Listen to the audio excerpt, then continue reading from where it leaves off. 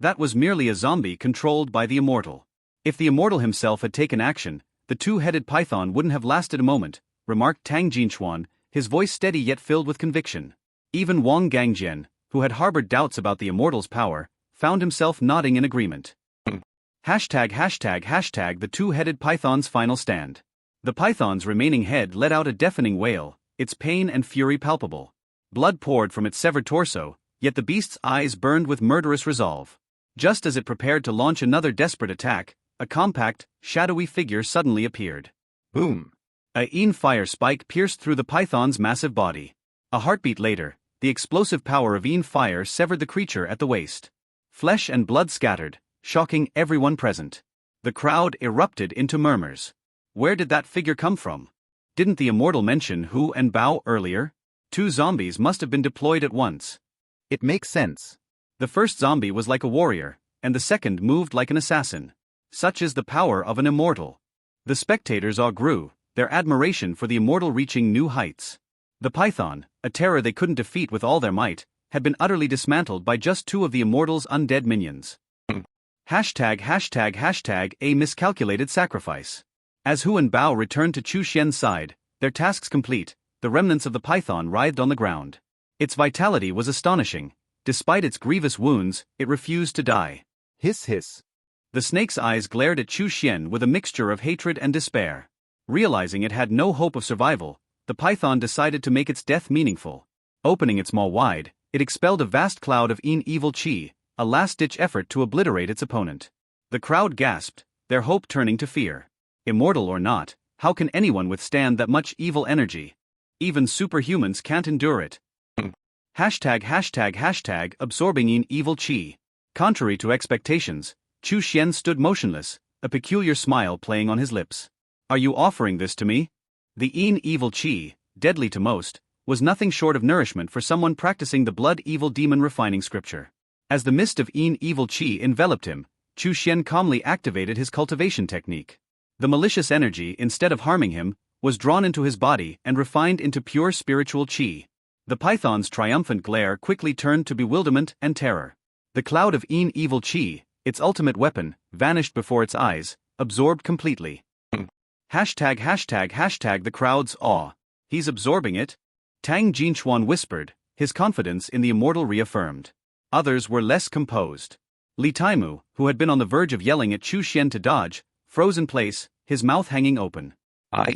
I, he stammered, unable to process what he had just witnessed. Xiongxing burst into laughter. I told you he had a plan. He's not afraid of the evil energy at all. Unbelievable, murmured Wang Gangjian, his skepticism giving way to reverence. The python's soul. Chu Xuan regarded the python, now limp and motionless, with a calm expression. You are quite remarkable, he said. Worthy of being the main soul for my formation. The python's eyes flashed with rage.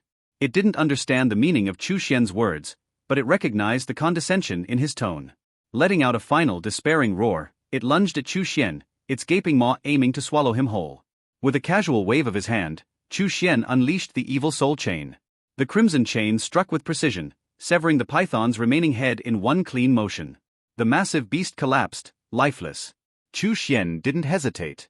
Muttering an incantation, he performed a soul extraction spell.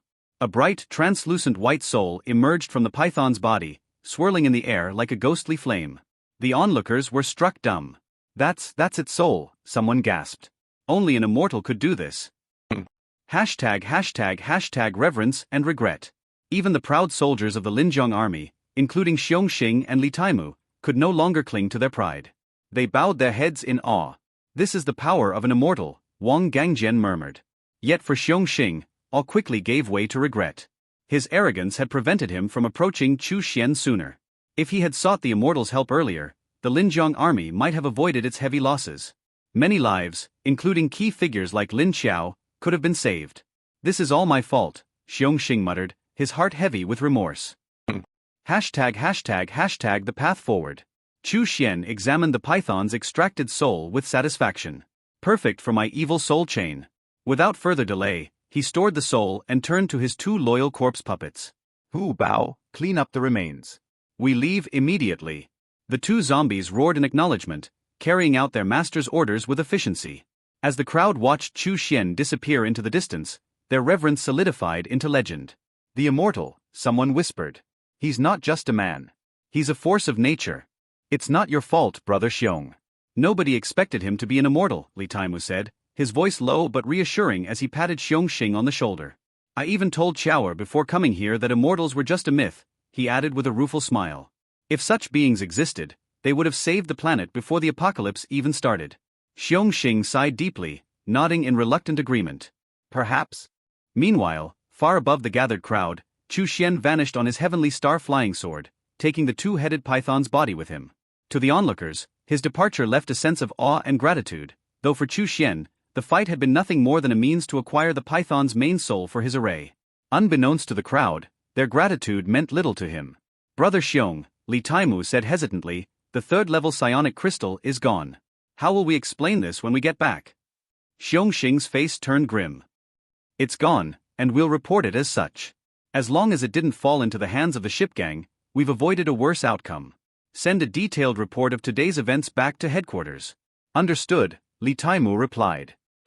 Hashtag at the Haotai Hotel rooftop.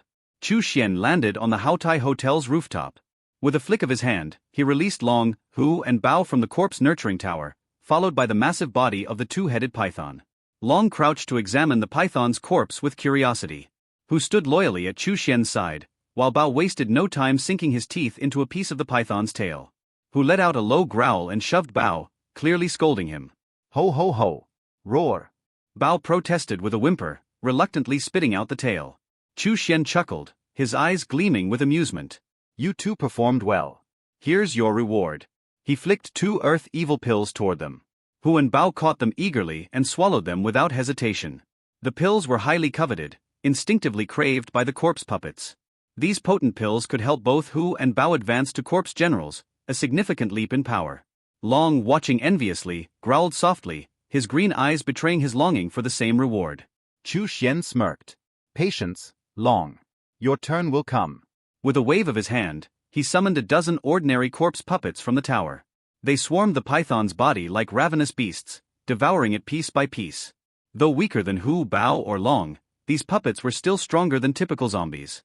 They could serve as cannon fodder in future battles. Hashtag a horde of zombies. Go fetch me some formidable zombies, Chu Xuan commanded, his tone calm but authoritative. Long, Hu, and Bao roared in acknowledgement, racing off into the distance with impressive zeal. Within minutes, they returned, dragging back 21st-level zombies, their psionic crystals faintly glowing within their skulls. Well done, Chu Xuan said, tossing an earth evil pill to Long, who caught it mid-air and scurried away to savor it. Bao, ever mischievous, began gouging crude holes in the bodies of the captured zombies, as if eager to prove his efficiency. He sprawled before Chu Xuan, his expression smug. Chu Xuan sighed, massaging his temples. Using living beings as cauldrons requires precision, Bao. You can't just make random holes. He turned to Hu. Take him out and discipline him properly. Hu grinned wickedly, cracking his knuckles before grabbing Bao by the leg and tossing him off the rooftop. A series of loud crashes echoed from below, followed by a plaintive whimper. Chu Xuan shook his head in exasperation. What am I going to do with you, Bao? Hashtag cultivation in the evil soul-snatching array. With his tasks delegated, Chu Xuan mounted his flying sword and soared into the evil soul-snatching array, a swirling vortex of dark energy that would have terrified any righteous cultivator. To Chu Xuan, however, it was a sanctuary. Taking a deep breath, he felt his body rejuvenate. He summoned the evil soul chain, allowing the python's soul to emerge alongside the soul of Wukong, another powerful spirit. Surrounded by dense evil chi, both souls thrived, especially the python's. Unlike ordinary souls, which would have dissipated under the scouring force of the evil chi, the python's soul absorbed the energy, growing stronger with each exposure. It seems I've stumbled upon a treasure, Chu Xuan murmured, his gaze fixed on the soul. Over time, this soul would transform into a potent malevolent soul, perfect for his array. Hashtag Linjiang Army Headquarters. In the bustling military hub of Dragon River City, General Yi Nantian set down his satellite phone, his face a mask of contemplation. The report from Xiong Xing replayed in his mind. General, Lin Xiao has fallen, devoured by the two-headed python. We were no match for the python, but a mysterious immortal appeared and killed it effortlessly. He took the python's body and soul, and we couldn't retrieve the psionic crystal. Yinantion stared out of his office window, his thoughts racing. The two-headed python was a formidable foe. Even at my current level, I doubt I could have slain it so cleanly. That cultivator's strength likely exceeds that of a fourth-level superhuman, perhaps even reaching the fifth level. A sense of urgency gripped him. Such power could shift the balance of the region with a single gesture, he mused. We must bring him into the Linjiang army's fold. If nothing else, we cannot afford to let the ship gang recruit him. Determined, Yinantion began drafting orders for his next move. Hey everyone, welcome to Firescale Audiobooks. If you enjoy the audiobooks, don't forget to subscribe to the channel. If you'd like to support us further, consider becoming a Patreon member. As a member, you'll gain the ability to request the next part of a novel audiobook I've uploaded, depending on your Patreon tier. Li Taimu, who a second before had been furiously questioning why Chu Xuan hadn't dodged, now stood frozen, his angry expression solidifying on his face. I. Xiong Xing laughed heartily. See. I told you he had a trick up his sleeve. He really isn't afraid of the evil energy. You are quite remarkable, worthy of being the main soul of my formation. Chu Xuan calmly nodded, acknowledging the python's strength. The python roared in anger. Though it didn't understand what a main soul for a formation meant, it knew it was being underestimated. Throughout their encounter, Chu Xuan had never regarded it as an equal opponent. Despairingly, the python let out a mournful howl and, dragging its half-severed body, launched one final attack on Chu Xuan. Its gaping maw seemed intent on swallowing Chu Xuan and the surrounding space itself. Your journey ends here, said Chu Xuan unmoving, simply waving his hand casually. A crimson chain suddenly whipped out, and with a snap, the python's head was severed cleanly. The giant snake's eyes still held anger and resentment, unaware it had already perished. With a simple gesture, Chu Xuan performed a spell and yanked forth. The white soul of the python was forcibly extracted. Is that a soul? People watched in utter shock. Soul extraction. This was truly something only an immortal could accomplish. Wang Gangjian and his group looked upon Chu Xuan with a mix of reverence and fear. Xiongxing Li Taimu, and the soldiers of the Linjiang army also shed their pride completely, filled only with deep awe for Chu Xuan. Flight. Soul snatching. What else could these be if not the methods of the immortals? In Xiongxing's heart, regret now swelled boundlessly. If only he had sought out this mysterious immortal 3 times, inviting him to join their fight against the python at the Haotai Hotel, the outcome might not have been so tragic. Key members like Lin Xiao of the Linjiang army might not have died. All this was due to his arrogance and his pride, leading to the worst possible outcome. He was filled with deep remorse. It's not your fault, brother Xiong. Nobody expected he was an immortal, Li Taimu said, trying to console Xiongxing. Before coming here, I even told Xiaoer that there are no such things as immortals. If there were, they would have saved this planet before the apocalypse even began, he added. Xiongxing sighed deeply, nodding slightly. After extracting the soul of the two-headed python, Chu Xuan also took its body away. Having completed these actions, he stepped onto his heavenly star-flying sword and vanished without a trace, leaving behind a crowd filled with gratitude. Chu Xuan's intervention wasn't to save anyone, it was merely to slay the python to obtain a main soul for his formation. The people's grateful tears meant little to him. Li Taimu spoke quietly, Brother Xiong, the third-level psionic crystal is gone. How are we going to explain this when we get back? Xiongxing replied gravely, it's gone, and that's that. As long as it didn't end up with the ship gang, it's fine. After a pause, he added, send word of today's events back to headquarters. Okay, Li Taimu nodded. Haotai Hotel, rooftop. The wind howled as Chu Xuan landed smoothly. He released Long, Hu and Bao from the tower and casually tossed out the massive body of the two-headed python. Long, curious, crouched down to examine the python's body. Hu, as always, stayed close to Chu Xuan, not moving away. Bao, in a blink of an eye, had a piece of the snake's tail in his mouth, crunching away happily. Hu glanced at him and gave him a shove. Ho ho ho. Roar. Hu seemed to scold Bao for disturbing their master. Bao whimpered pitifully and was forced to spit out the snake's tail. Chu Xuan watched their antics with amusement. You two did well this time, here's the reward. With a flick of his fingers, he sent 2 dusky earth evil pills flying towards them. Hu and Bao's eyes lit up as they caught and immediately swallowed them. They didn't know what these were, but instinctively craved them. So without a second thought, they ate them.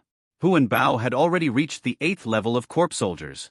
One more step, and they could attempt to become corpse generals. Feeding them earth evil pills now could speed up this process. Chu Xuan still had plenty of earth evil pills left, enough to advance all 3 of his corpse puppets to the rank of corpse generals. Long also caught the scent of the earth evil pills and his eyes turned green with envy. As for the body of the python, just let ordinary corpse puppet eat it, Chu Xuan thought, waving his hand and releasing a dozen more corpse puppets from the tower. These corpse puppets might not be as formidable as Long, Hu or Bao, but they were still significantly stronger than ordinary zombies. A little cultivation would do them good. Perhaps they would be needed as cannon fodder in the future. Ensure your favorite authors get the support they deserve. Read this novel on Royal Road. At their master's command, the corpse puppets surged forward. Dinner time.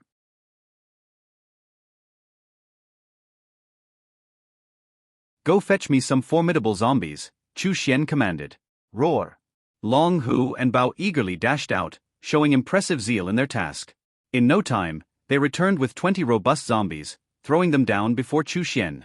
Chu Xuan glanced over them and recognized that these were no ordinary zombies. Each one was at least a first-level zombie, already evolving psionic crystals within. Well done, here's your reward, Chu Xuan said as he flicked an earth evil pill towards Long, who caught it with his mouth and scurried away to digest it. Bao, with a cunning gleam in his eyes, approached the zombies and started gouging bloody holes in their bodies. He then lay down before Chu Xuan, seemingly bragging about his efficiency. Chu Xuan looked at the mutilated zombies with a facepalm.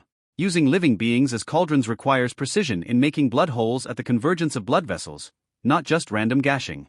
Take him out and discipline him, Chu Xuan ordered calmly. Roar. Hu nodded vigorously, cracking his wrists before grabbing Bao by the leg and tossing him off the rooftop. A series of crashing sounds soon followed from below. These zombies are now useless, Chu Xuan stated as he applied his blood extraction technique, drawing all their blood into a large orb. He then methodically created precise blood holes in the remaining first-level zombies, implanting various seeds. As Chu Xuan's cultivation advanced, the need to enhance his corpse puppets and goo insects grew. More zombies would be needed as cauldrons in the future. I need to create a zombie farm, treating the zombies like soil, so I don't have to keep hunting for them each time, Chu Xuan mused aloud, smacking his lips. I wish there were a zombie spawner cage. Imagine having a spawning ground right here. Alas, this was reality, not a game. Go play, he waved Long and the others off to amuse themselves. Chu Xuan then mounted his flying sword and entered the Yin Evil soul-snatching array. The Yin Evil Chi rampaged unchecked within the array, a vision of hellish evil in the eyes of righteous cultivators, a place that ought not to exist and should be destroyed. However, to demonic cultivators like Chu Xuan, it was a vibrant scene of thriving life and flourishing potential. Chu Xuan took a deep breath, feeling refreshed and nearly ethereal. With a gesture, the evil soul chain appeared in his hand, and Huekong's evil soul emerged, feeling as though it had arrived in paradise. Surrounded by dense Yin evil chi, it excitedly absorbed within sight. Chu Xuan casually released the python soul as well. As he had anticipated, there was indeed something peculiar about the soul of the python. Ordinary souls could not withstand the scouring of the Yin evil chi. They would dim and dissipate after a few exposures. However, the soul of the python had endured 7 or 8 washes of the Yin evil chi. It had merely faded slightly. Upon closer inspection, his soul had even assimilated some of the Yin evil chi. No wonder this creature could store Yin evil energy within itself. It seems I have stumbled upon a treasure. Chu Xuan's face broke into a smile. All he needed to do was to leave the python's soul here, to be refined over the years, and it would eventually transform into a powerful malevolent soul. In time, it would more than suffice as the main soul for his array. Now, it is my turn to begin cultivation. Chu Xuan seated himself at the center of the array, resting in meditation, breathing deeply as he practiced his skills. In cultivation, time does not exist. Chu Xuan sat in silent contemplation. Whatever happened in the outside world was of no concern to him. General Yi Nantian set down the satellite phone, his mind reeling from the report he had just received from Xiongxing. The details lingered in his thoughts. General, Lin Xiao has fallen, devoured by the 2-headed python. General, we were no match for the python, but that mysterious immortal appeared and killed it single-handedly. He even extracted its soul. The immortal took the python's body, and we couldn't retrieve the psionic crystal. Staring towards the south, Yi Nantian felt a profound disturbance that he couldn't settle. The 2-headed python. I might have been able to defeat it after my promotion to a 4th-level superhuman, but killing it so effortlessly and cleanly would have been impossible. That cultivator must possess the strength of at least a 5th-level superhuman. Such formidable power could influence the balance of power in the region with a mere gesture. We must bring him into the Linjiang army's fold. At the very least, I cannot allow the ship gang to recruit him. In Honhai Province, a vast inland lake known as Honhai Lake sprawls extensively, ranking as one of the largest inland lakes of the Han country. To its east lies the vast East Sea. The province boasts highly developed water transportation, with a long history of large fleets ranging from small boats to massive Coast Guard ships. After the zombie outbreak, those who made their living from fishing and living on boats mostly survived. These survivors gradually gathered under various superhumans, eventually forming several factions. The leaders of these factions came together to establish the Ship Gang, an alliance without a traditional leader. Instead, it is governed by a council of superhumans known as the Supernatural Council. The Ship Gang's influence stretches across the entire Honhai province. Many members find it difficult to reach the Supernatural Council meetings held in Yuhai City due to the vastness of the province and the dispersed nature of their locations. Superhumans also maintain their individual territories, and some have rivalries or old grudges, making full attendance at council meetings rare. Often, small matters are resolved by 2 or 3 superhumans without convening a full meeting. The Supernatural Council is based in a large shipyard in Yuhai City, once the premier shipbuilding facility of the area that built 6 ironclad ships and received personal praise from the Emperor of Han country. However, post-outbreak, the shipyard has been taken over by the Ship Gang and converted into their headquarters. At this moment, in the highest conference room of the shipyard, 2 superhumans are sorting through documents sent from various parts of the province. These documents invariably report on high-level zombies and supernatural creatures in Honhai province. The evolution rate of zombies and supernatural creatures rivals that of humans, with powerful zombies capable of rallying large numbers of their kind to dominate territories and occasionally raid human settlements. As the strongest force in Honhai province, the Ship Gang sees it as their duty to aid the weaker settlements and eliminate these high-level threats, thus securing their control. One of the superhumans is unusually short and appears youthful, almost like a small boy, but his face bears the marks of age not fitting a child. The other is a tall, curvaceous woman. She holds a wine bottle in her left hand and a document in her right, clearly bored with the routine. Taking a swig of her drink, she casually mentions, in Golden Mountain City, a high-level zombie has appeared with the ability to launch ice spikes. It has already destroyed 3 small settlements. It's suspected to be a second-level zombie, commanding over 1,000 regular zombies and about 20 first-level zombies. As the woman's voice trailed off, the young boy immediately responded, Ding Peng is closest to that location. Send a message to him to lead a team to clear out the zombie horde. The woman continued to list several affected areas within Honhai province.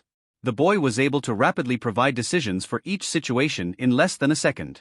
It was as if he had an entire map of Honhai province in his mind, with all the superhumans and settlements under the Ship Gang's rule appearing like stars in the sky, some bright, some dim. Love this novel? Read it on Royal Road to ensure the author gets credit. A particular document caught the woman's interest. Without even looking at it, the boy remarked, Sister Yu, that's the first time today you've shown interest. The woman chuckled behind her hand. There's news from within Linjiang province. The 2-headed python that broke through Yi Nanshan's encirclement has appeared in East Lake City. Yi Nantian sent Xiong Xing, Lin Xiao, and Li Taimu, 3 commanders, to East Lake City to besiege and kill the injured 2-headed python, she said with a smile. Liang, it's the same 2-headed python we once encountered. The boy nodded. That python is cunning and has powerful psionic abilities. It's not easily killed. Xiong Xing, Lin Xiao, and Li Taimu are all experienced second-level superhumans. I've calculated that with a maximum casualty limit of 2 dead and more than 10 first-level superhumans, there's only a 72% chance of stopping the python. The woman laughed, covering her mouth. Xiao Liang, your calculations are off this time. The boy frowned. Impossible, all variables were constant, the result should be definitive. The woman pushed the document towards him with a light laugh. Take a look, there's been an unexpected factor. The boy read the document in a flash, showing surprise for the first time. Sword flying? Soul extraction? Immortal techniques? He was incredulous. He thought he had a comprehensive understanding of psionic powers, but this was beyond his expectations and had effortlessly changed the outcome. The boy stated seriously, he didn't even act, and the 2 zombies he controlled easily inflicted heavy damage on the python. This so-called immortal has a 52% chance of being a 4th-level superhuman and a 22% chance of being a 5th level, he continued. Given his ability to control zombies, there's a 55% probability his awakened talent is related to the brain. The woman's eyes sparkled. A 5th-level superhuman? Brain enhancement? That high of a rating? The boy nodded seriously. The woman laughed softly. Shall we go meet him then? We might find the memories we lost. The boy seriously added, from his actions, he does not seem like someone easy to befriend. Are you sure you want to go? She nodded. Yes, even if he isn't easy to get along with, if we bring gifts, he surely won't refuse, right? The boy stood up. All right, then let's go. Do we need to inform the ship's captain? The woman joked. The boy shook his head. No need. When we stayed with the ship gang, we agreed to help for a year, and after that, we could leave whenever we wanted. The woman whispered. All right, let's go. Oh, before we leave, I'll grab a few more bottles of wine. The ship gang's brew is too delicious. The boy, I guessed as much. He pointed to the ground beneath their feet. The wine storage is on the second sublevel, east side. There are 2 guards, but this is their nap time. The woman chuckled lightly, playfully flicking his nose. Rescuing you from that hospital was indeed the right decision. The boy instinctively stepped back. The woman's laughter lightened as she grabbed the boy's hand and strode confidently out of the shipyard. They seemed to be enveloped in a veil of invisibility, undetected by the busy crowd around them as they made their escape. It was over an hour later when someone bringing new dispatch documents knocked and entered the room, only to find that the pair had long since departed. Soon after, the news of their departure reached the ship gang's leader. Known as the old captain to most, his real name had long been forgotten. Commonly referred to as the head of the East Sea fishermen, he was nearing 70 yet still ventured out to fish every so often. Before the zombie outbreak, he was already highly respected. When the outbreak hit, he happened to be at sea, avoiding the most dangerous early days.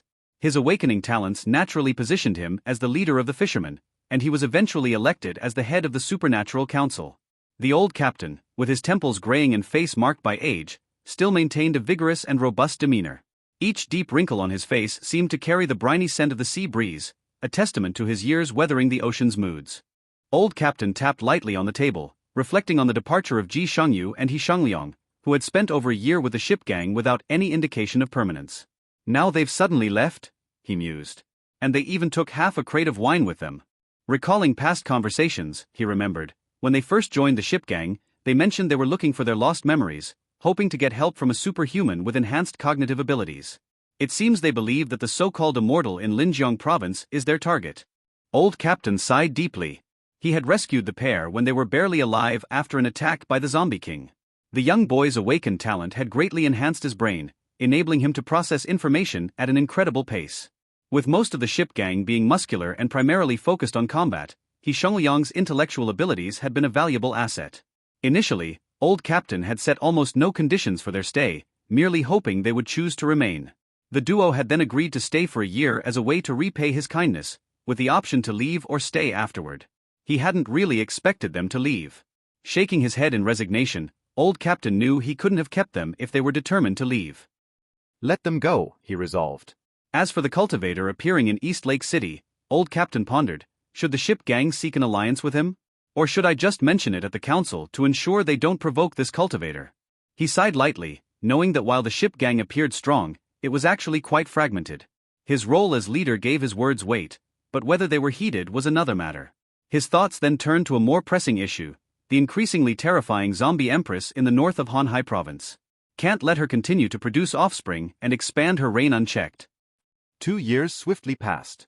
During this time, Chu Xuan remained seated motionless within the evil soul-snatching array. The soul of the two-headed python had repeatedly shown hostility towards him, only to be fiercely beaten each time by Huikong. Chu Xuan had instructed Huikong's soul before entering his meditative state. If the python soul attempted any attack on him, Chu Xuan would punish Huikong, regardless of whether Huikong saw the attack coming or not. To avoid punishment, Huikong didn't even allow the two-headed python soul to come close to Chu Xuan. Any attempts to approach were met with immediate and severe retaliation. After several beatings, the python soul became much more subdued, daring only to absorb the surrounding evil chi quietly and keep its distance. At this moment, the energy within Chu Xuan surged stronger than ever, hinting that he was on the verge of breaking through another boundary in his cultivation. A year ago, under the potent influence of the surging evil chi, Chu Xuan had naturally progressed to the 3rd level of foundation establishment. Now, he was on the cusp of breaking through to the 4th level. Advancing to this stage would place him among the mid-stage foundation establishment cultivators. Unauthorized reproduction. This story has been taken without approval. Report sightings. With his array of skills and secrets, Chu Xuan was confident in facing opponents even at the 5th or 6th levels of foundation establishment without fear. If he chose to use the merit bell, disregarding the risk of exposing his trump card, he could stand against a 7th level foundation establishment cultivator with ease. The spiritual chi inside Chu Xuan roared like a wild dragon, repeatedly slamming against the invisible bottleneck. Again and again, he challenged the barrier until, finally, it shattered. In that instant, it was as if a dragon had soared from the depths, and his vast aura surged outward in all directions. The ghosts and demons spawned within the evil soul-snatching array were obliterated by his explosive energy. Their remnants returned to the array, serving as nourishment for new spectral entities. At this moment, Chu Xuan's eyes snapped open, a flash of sharp light flickering within. The fourth level of the Foundation establishment. A satisfied smile spread across his face.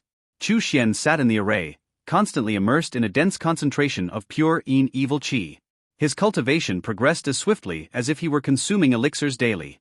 Chu Xuan made a casual gesture, and Hui Kong returned to the evil soul chain. He then stepped and exited the range of the array in the blink of an eye. He soared through the sky on his flying sword, seeking a location teeming with zombies to test his newly acquired spells.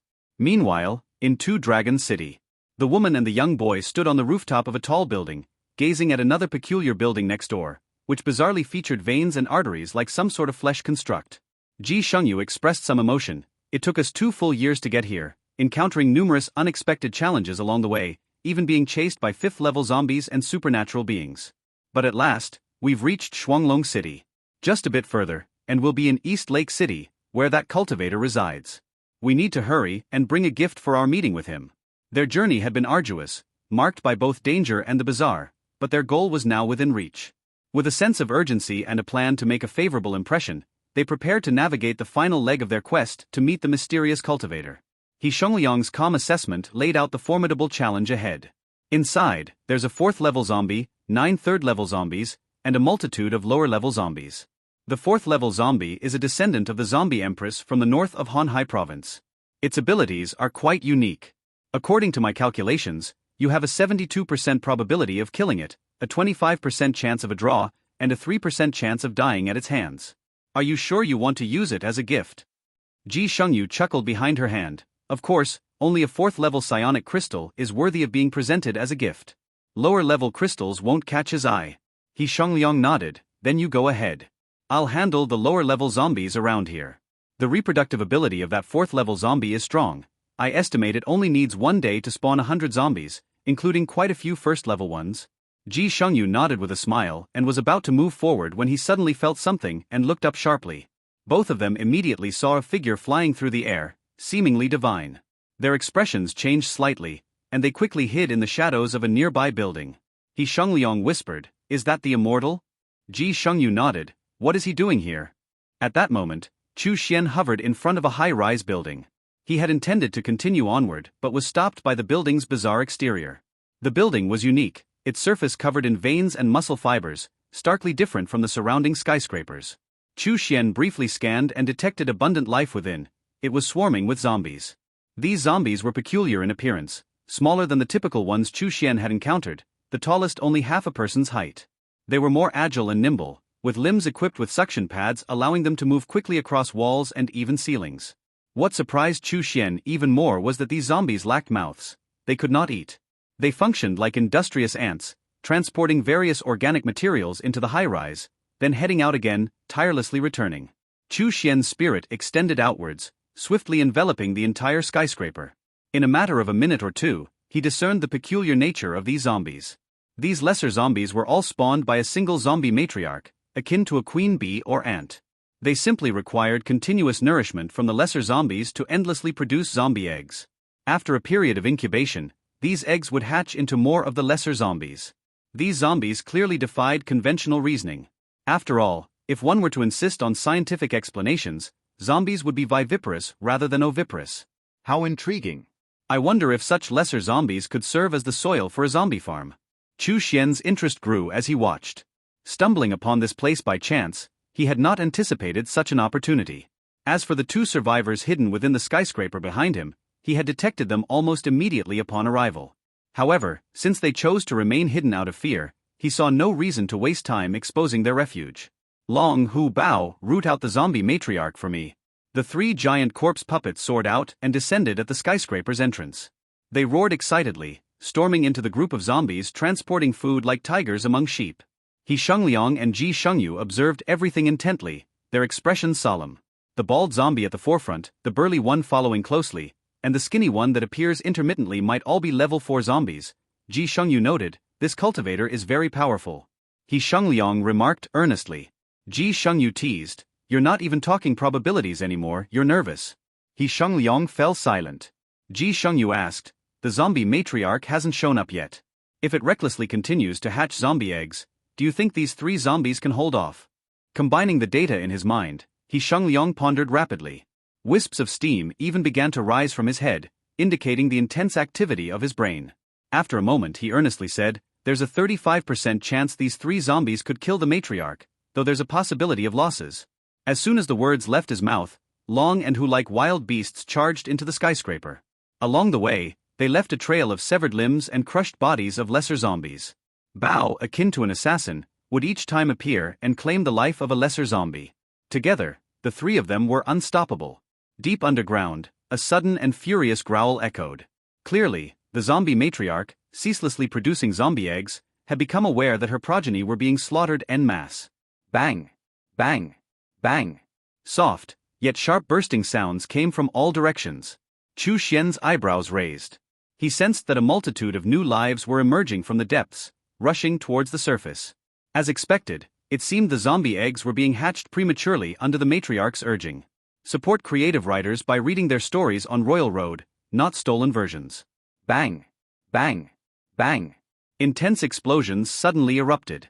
Chu Xuan fixed his gaze and saw, to his astonishment, several lesser zombies clutching onto Bao and detonating themselves. Organs, flesh, and bones scattered everywhere. These lesser zombies' bodies had undergone some transformation, now filled with unstable energy that could explode with the slightest provocation. Bang! Bang! Bang!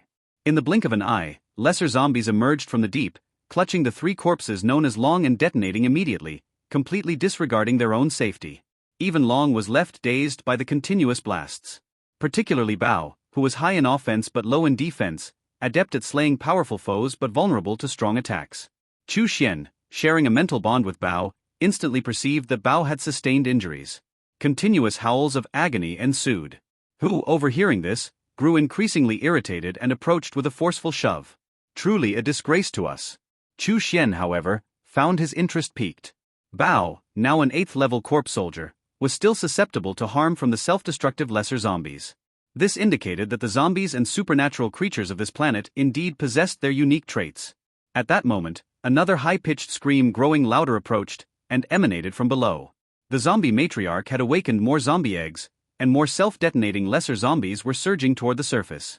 From the sounds of it, even the zombie matriarch was moving towards the surface, evidently dissatisfied with the slow progress of the assault and intending to swiftly end the battle. He Shengliang stated earnestly, the zombie matriarch is coming.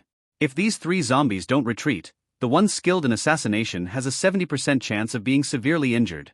Ji Shengyu arched an eyebrow. Do you think the cultivator will join the fight? He Shengliang nodded, he definitely will. I have limited knowledge of him, but I estimate that killing the matriarch will cost him a great deal of effort. Ji Shengyu chuckled, then if we intervene, we might earn his favor. He Shengliang nodded in agreement. They guessed correctly. Chu Xuan indeed planned to take action. It's been a while since I've taken action personally. This will be a good test of my new spells, he said with a slight smile. After advancing to the 4th level of the Blood Evil Demon Refining Scripture, Chu Xuan mastered 2 new spells. The first, acquired at the 3rd level, was the Blood Evil Shadow. The second, learned at the 4th level, was the Corpse Refining Blood Fire. Blood Evil Shadow, a mid-tier spell of the Foundation Establishment stage, utilizes a combination of blood essence and evil chi to condense 3 pitch-black shadows. These shadows can usually hide within one's own shadow, undetectable. When attacked, they automatically appear to block the assault, requiring no conscious activation, a vital means of self-protection that Chu Xuan had long desired to master. However, these zombies did not warrant the use of Blood Evil Shadow. Chu Xuan intended to use Corpse Refining Blood Fire, another mid-tier spell of the Foundation Establishment stage. This spell necessitates the melting down of the corpses of living beings to manifest. If integrated into an offensive spell, the power of that spell greatly increases. When added to a defensive spell, it endows the spell with a counteractive burning capability, deterring opponents from attacking. To Chu Xuan, this spell was exceptionally effective. The cost-effectiveness of these 2 spells even surpassed those learned from advancing to the 5th and 6th levels of the Blood Evil Demon Refining Scripture. This was precisely why Chu Xuan, having just broken through, planned to find a place to refine his spells. With a casual toss, he enveloped the surrounding area of the skyscraper with 36 array flags. This formation was known as the ceiling array, a low transformation formation of the foundation establishment stage. While it sounded formidable, it primarily served to prevent the beings within the array from leaving. There were many more powerful arrays than the ceiling array. Chu Xuan used this array merely to slightly restrict the zombies inside from leaving at will. With his current level of spiritual chi and spirit, he no longer needed to search for array nodes or manually place the flags. A simple toss under the guidance of his spiritual sense sufficed to position the flags and establish the array naturally. Corpse refining blood fire. Chu Xuan bellowed as spiritual chi surged from within him, engulfing the entire skyscraper from top to bottom. Even with his current reserves of spiritual chi, fully enveloping this 100-meter-tall building was somewhat strenuous. Chu Xuan immediately took out several bottles of chi revival water and drank them to replenish his overly depleted spiritual chi. Thus, the entire skyscraper and its zombies were enveloped by his spiritual chi. The zombie matriarch sensed the change in the environment and began to howl uneasily.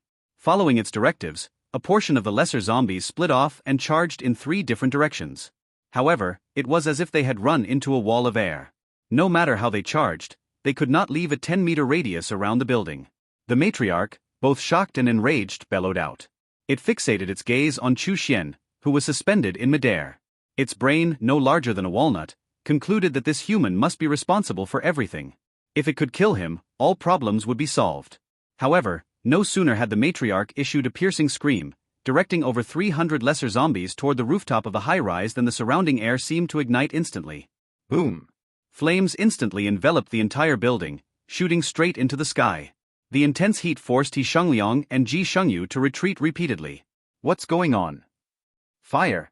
Ji Shengyu exclaimed in surprise. He actually possesses elemental talents? Shouldn't he be an enhancement talent? He Shengliang said gravely. Could it be dual talents? Superhumans with dual talents were rare. He Shengliang had heard that such individuals existed in the capital Hanjing of the Han country, but he had never seen one with his own eyes. Squeals of agony came from within the flames, where the lesser zombies' flesh sizzled like hot oil, fueling the fire even further.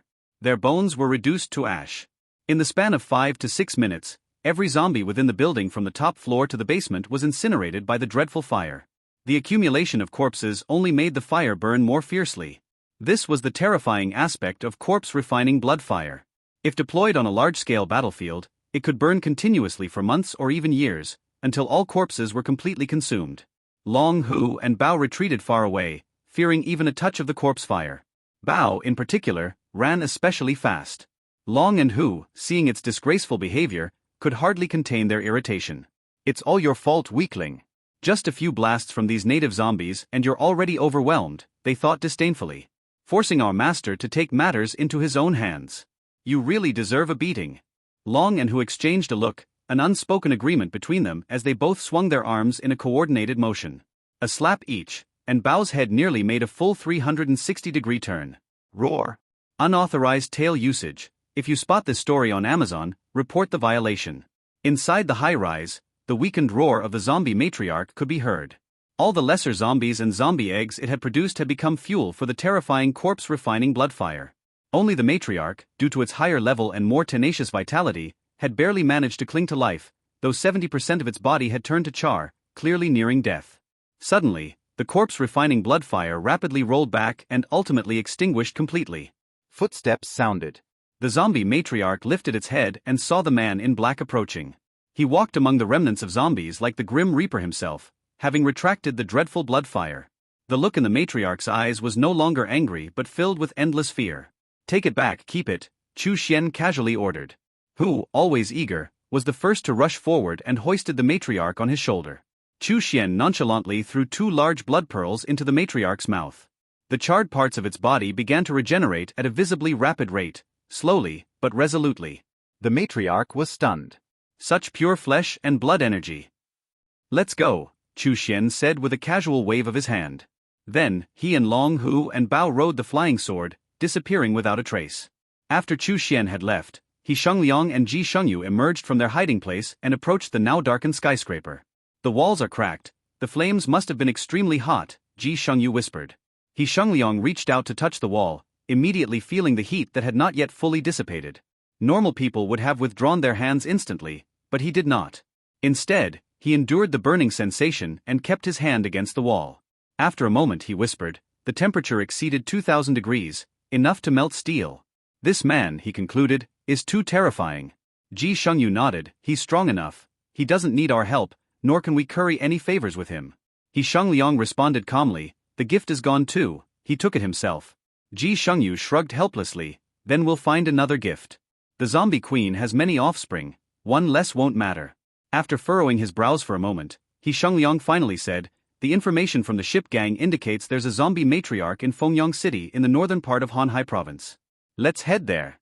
"Alright, I hope it stays quietly in Fengyang City. Let's hope it doesn't get stronger, run away, or well die," Ji Shengyu pondered, adding, "And also let's hope it isn't dead already." He Shengliang stated evenly, "The probability of the matriarch advancing is 5%, the chance of it relocating its nest is 53%, the probability of death due to territorial conflicts is 49%, and due to superhuman intervention is 22%. Ji Shengyu tilted his head, looking at him, "I was just making conversation. Why do you always bring up data?" He Shengliang replied, "Data is truth. Let's not waste any more time." Ji Shengyu coughed lightly, "I heard that Fengyang City is famous for its white spirits." He Shengliang said calmly, "I've already planned the route. There's a white spirit production base on the outskirts of the south city of Fengyang. We will pass by it." Ji Shengyu's mood instantly brightened, "Great. For the sake of white spirits, let's go." Haotai Hotel. After landing, Chu Xuan went straight to the small farm in the backyard. The spiritual plants there had been growing in an orderly manner, and many were ripe. Chu Xuan harvested them. These plants could be used to concoct qi revival water, rejuvenation pills, and various other medicinal pills. These pills were consumed quickly and were indispensable. Next, Chu Xuan planned out a larger area. This area included surrounding residential buildings and shops. As for the demolition work, that was left to Long, Hu and the others. The 10 corpse puppets, idle and looking for something to do, were perfect for handling the forceful evictions. The thudding sounds even reached the ears of the staff at Black Blade Security Company, leaving them trembling daily. In just one day, the area Chu Xuan had designated as the zombie farm was flattened. All kinds of bricks and building debris were also removed from the farm. As for the small stones and rubble, Chu Xuan used a technique to turn them into mud. After these tasks, Chu Xuan dug a large pit in the center of the farm and tossed the bewildered matriarch into it. He then arranged an array around the matriarch to ensure it could not escape. Chu Xuan surveyed the zombie matriarch from his elevated position and stated coolly, "Your duty is to produce castrated versions of minor zombies. These diminutive creatures neither feed nor move, they are devoid of thought. They shall serve as the soil of this farm, understand?" The zombie matriarch nodded vigorously. Having endured the prior battle, it had completely abandoned any thoughts of resistance. Survival was its only concern now, and it was willing to do whatever was necessary. Soon, sufficiently nourished, the zombie matriarch began to lay eggs at full capacity. One by one, the zombie eggs were carefully placed into pits by the corpse puppets. After 4 to 5 days, the eggs would hatch. The flesh of the lesser zombies would then become a nurturing ground for spiritual plants. Thus, plants like earth evil fruit and blood fong fruit could be mass-produced. The strength of the corpse puppets under Chu Xuan's command would also rapidly advance. Moreover, each time a young zombie was drained of energy by the spiritual plants and died, he would gain a measure of merit. Chu Xuan stood on the rooftop, looking over the thriving zombie farm, a satisfied smile playing on his lips. This is what should be done. Soon, he entered the evil soul-snatching array and sat down to commence the refinement of the blood evil shadows. The key to crafting the blood evil shadows was a painstaking effort. It required both blood essence and evil qi. Chu Xuan estimated that it might take another year to fully refine 3 blood evil shadows. Fortunately, he was located on this planet, where time flowed at only 1/10 the rate of Mystic Azure Realm. Although 2 years had passed here, only just over 2 months had elapsed in the Mystic Azure Realm. For a cultivator, a little over 2 months of cultivation was but the blink of an eye. What did a bit more time matter? Time passed day by day. Chu Xuan's daily tasks were simple. By day he refined the earth evil pills and other such medicines. By night, he worked on the blood evil shadows. 1 year later, Chu Xuan was still seated within the evil soul-snatching array. His shadow stretched long and seemed to contain some bizarre, sinister spirit. The third blood evil shadow is also refined. With this, I now have thrice the means to withstand lethal attacks. Often, I can rely on the blood evil shadows to trade injury for injury, life for life. Chu Xuan revealed a satisfied smile. At that moment, 3 roars echoed from not far away. It was Long, Hu, and Bao. Feeling the end of Chu Xuan's cultivation, they immediately rushed over from various locations. Before long, the trio stood before Chu Xuan. Each of the three distinct corpse puppets now exuded an exceptionally formidable aura. Long, a bald brute, was robust in stature. Skilled in both physical combat and spellcraft, he was equally formidable in either arena, a true dual adept of magic and close combat. Hu, a towering giant, was even larger than Long. A true behemoth like a tank. Bao, lean and gaunt, was enveloped in a faint black glow. He resembled a dagger walking through the night, ever ready to harvest the lives of his enemies. Ensure your favorite authors get the support they deserve. Read this novel on the original website. However, the rat tail hanging from his mouth, not yet fully swallowed, somewhat dimmed the sharpness of this nocturnal blade, lending him a slightly foolish air. No more junk food, Chu Xuan scolded. Bao hastily spat out the rat tail and shrank his neck to show he understood. Chu Xuan glanced over and noticed that all three corpses had successfully advanced to the level of corpse generals. Long was at the highest level, a second-tier corpse general. Hu and Bao followed, both first-tier corpse generals.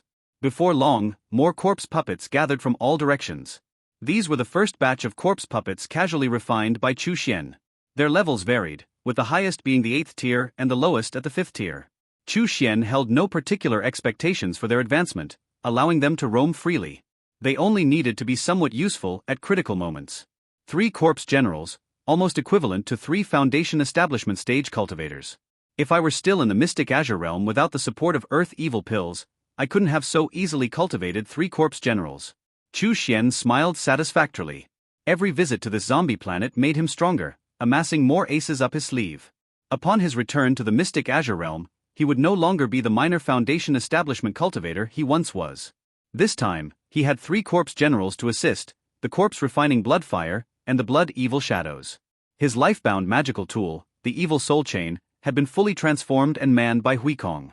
He also possessed the Merit Bell, a top-grade defensive weapon. However, the efficiency of this Evil Soul-snatching array is now rather low. The Evil Chi it produces daily must support my cultivation and the consumption of the Evil Soul Chain, which is slightly insufficient. Chu Xuan surveyed his surroundings. He immediately noticed that the Evil Chi within the array had significantly weakened. If he continued to cultivate here, in no more than 3 months, the array's ambience would shift from an eerie ghostliness to birds chirping and flowers blooming. That would be unacceptable. Thus, Chu Xuan needed to expand and strengthen the Evil Soul-snatching array. However, his current mastery of array techniques was insufficient to modify the Evil Soul-snatching array by himself. The only option was to replace the array. Upon his return to the Mystic Azure Realm, his most crucial task would be to acquire a new array. Ideally, he would also purchase some array manuals to study and comprehend on his own. Secondly, the search for a second goo insect was his next task. This pursuit offered 2 methods. The first was to directly seek a goo insect of superior aptitude. However, given the vastness of the world, this method could take decades and likely would not yield results without considerable effort. Most likely, he would need to make a purchase. Already in possession of a second transformation goo insect like Gongxi, Chu Xuan could no longer be satisfied with inferior first transformation goo insects. He would need to buy at least a second transformation goo, along with the necessary methods for its feeding and reproduction. This would not be cheap. The second method involved finding a goo that could mate with Gongxi and produce offspring. After consuming the strange blood, Gongxi had been enhanced to a second transformation, with significantly improved aptitude.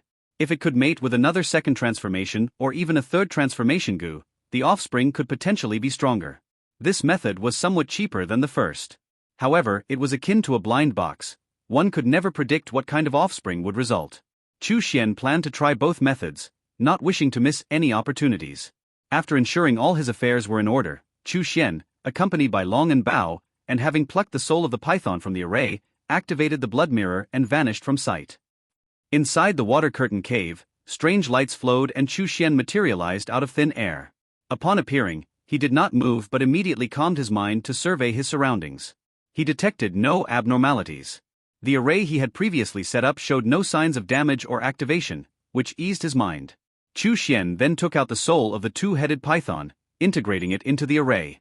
Having been transformed into a malicious soul after such a long period and already thoroughly subdued by Huikong, the python was very obedient. The process of refining the main soul of the array went smoothly, taking just 1 day. A day later, the python roared to the heavens, officially becoming the main soul of the array. Henceforth, when Chu Xuan was not in the water curtain cave, the python would guard the place. Bolstered by the local array and its inherent evil chi, the python was capable of withstanding the onslaught of a sixth-layer foundation establishment cultivator. Having completed these tasks, Chu Xuan left with peace of mind. After so many days of secluded cultivation, it was indeed time to observe the changes in his surroundings. Chu Xuan flew around and found that his three senior brothers, Li Xianming, Lu Zhenxiong and Wu Tong, were still in seclusion. Indeed, in the mountains, there are no calendars. In cultivation, there are no years. This was to be expected. After all, once one reached the foundation establishment stage, a lifespan of at least 200 years was guaranteed. Even for those who practiced the demonic path and employed dark methods, reducing their lifespan, they still lived for at least 170 to 80 years. Thus, spending 3 or 4 years in seclusion was normal. As for their master, Wan Wuying, he would typically seclude himself for at least 10 years at a time. However, Chu Xuan noticed that Su Ming, Chen Gu, Wei Hua and Bai Feng, 4 Qi refining stage disciples, were busy every day. As he soared through the sky on his heavenly star flying sword, he saw Chen Gu and Wei Hua escorting a group of mortal artisans. They seemed to be moving them to a plane within the territory of the extreme Yin cave. This is a good opportunity to ask them about recent changes. With a flicker, Chu Xuan appeared above Chen Gu and the others.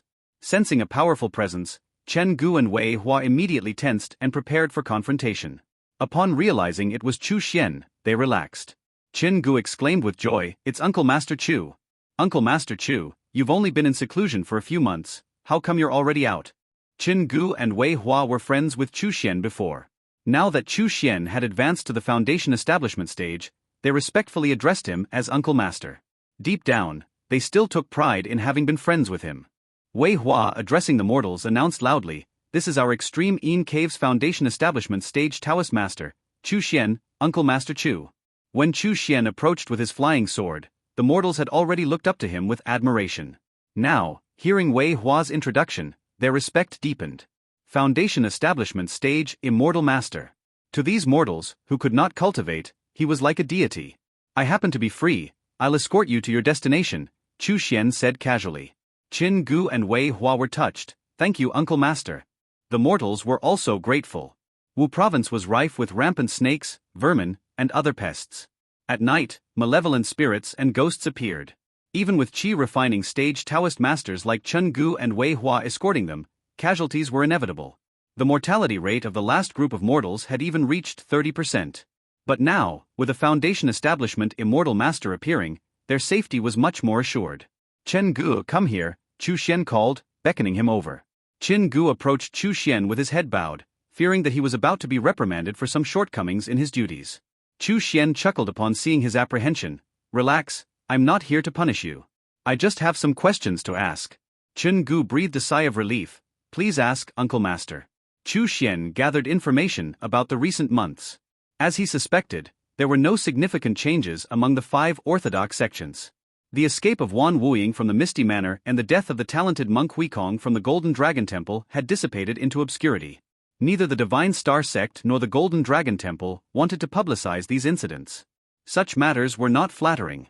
The author's narrative has been misappropriated. Report any instances of this story on Amazon.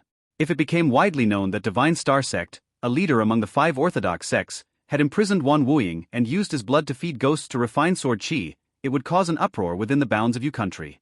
The reputation of the Divine Star Sect as the leader of the orthodox sects would be greatly compromised.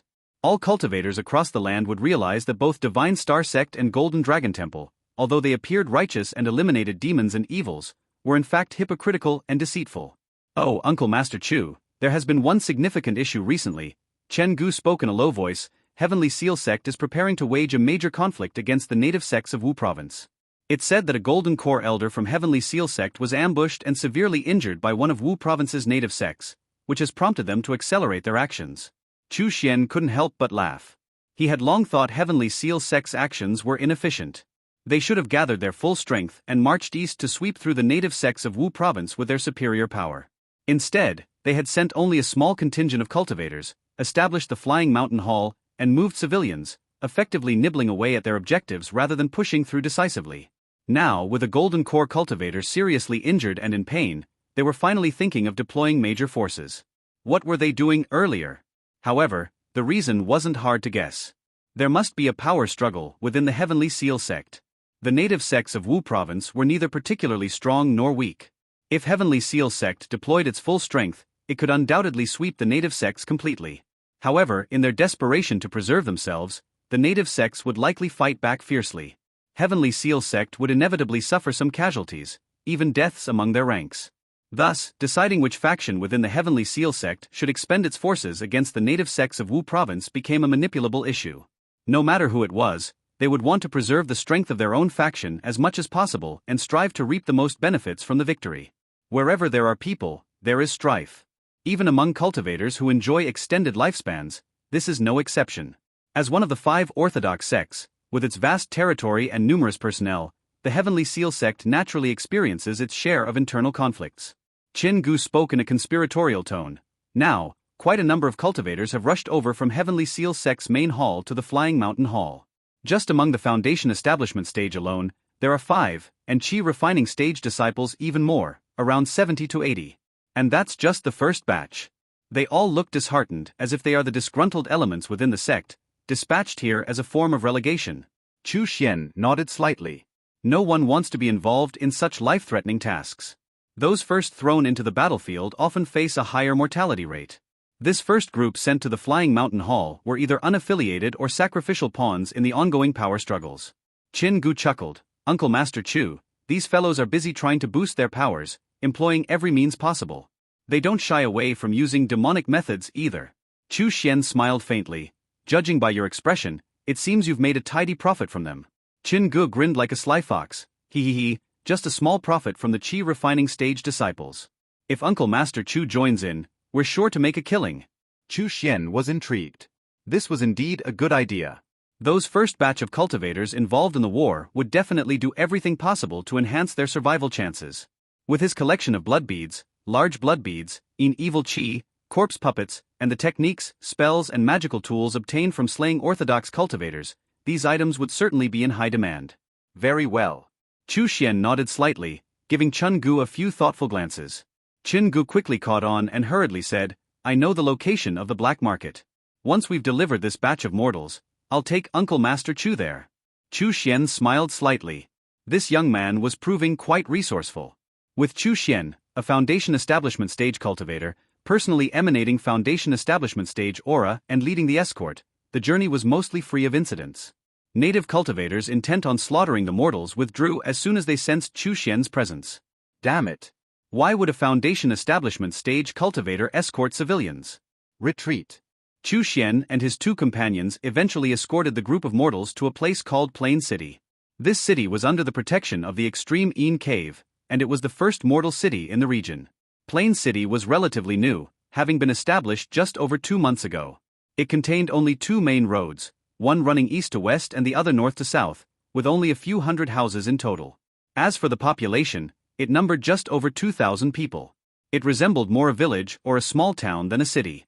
Moreover, given Wu province's infestation of vermin, snakes and ghosts, constructing towering city walls around Plain City was the top priority. Therefore, the construction of houses and shops had to be postponed. However, these laborious and tedious tasks did not require Chu Xian's supervision. As a Foundation Establishment Stage cultivator and a mainstay of the extreme Yin Cave, his role was far more significant. His assistance in escorting the mortals had already earned their profound gratitude. The more meticulous supervisory tasks were left to Qi refining stage disciples like Chen Gu and Wei Hua. After arriving in Plain City, Chen Gu briefly instructed Wei Hua, then led Chu Xian away from the city, heading north. Finding Chen Ji's pace too slow, Chu Xian decided to carry him on his heavenly star flying sword. Soon, they landed outside a market hidden amidst lush mountains and rivers. Chen Gu rubbed his head, his expression dazed. He sheepishly said, Uncle Master, your flying sword is too fast, I feel dizzy. Chu Xian chuckled lightly and with a casual slap, a burst of spiritual qi flowed into Chen Ji's body, quickly dissipating his dizziness. Chen Gu immediately showed his gratitude. Thank you, Uncle Master. The 2 of them disguised themselves, completely altering their appearances, before stepping into the market. As they moved forward, Chen Gu briefed Chu Xian on the market situation. Through Chen Ji's description, Chu Xian quickly learned various details about the market. The market was unnamed, simply a gathering place that formed from the first batch of Heavenly Seal sect cultivators who had arrived in Wu province. Later, local rogue cultivators heard about it and came, which led to the establishment of the market. The order within the market was maintained by a few of the strongest foundation establishment stage cultivators. Generally, as long as no major trouble arose, those foundation establishment stage cultivators preferred to keep to themselves. Let's first see what the market is like, Chu Xuan suggested. He moved from stall to stall, with Chen Gu following closely behind. Indeed, Chu Xuan and Chen Gu saw an abundance of items favored by demonic cultivators in the market. Blood beads, especially, were in high demand and fiercely competed over. In this unnamed market, where every cultivator had disguised their identity, there was no hesitation in purchasing such demonic treasures. Disguised, they thought, I'll buy blood beads, so what? Going to report me to the Heavenly Seal Sect headquarters. Apart from blood beads, corpse puppets and goo insects were also highly popular. Chu Xuan witnessed cultivators arguing incessantly over a corpse puppet with medium-grade aptitude.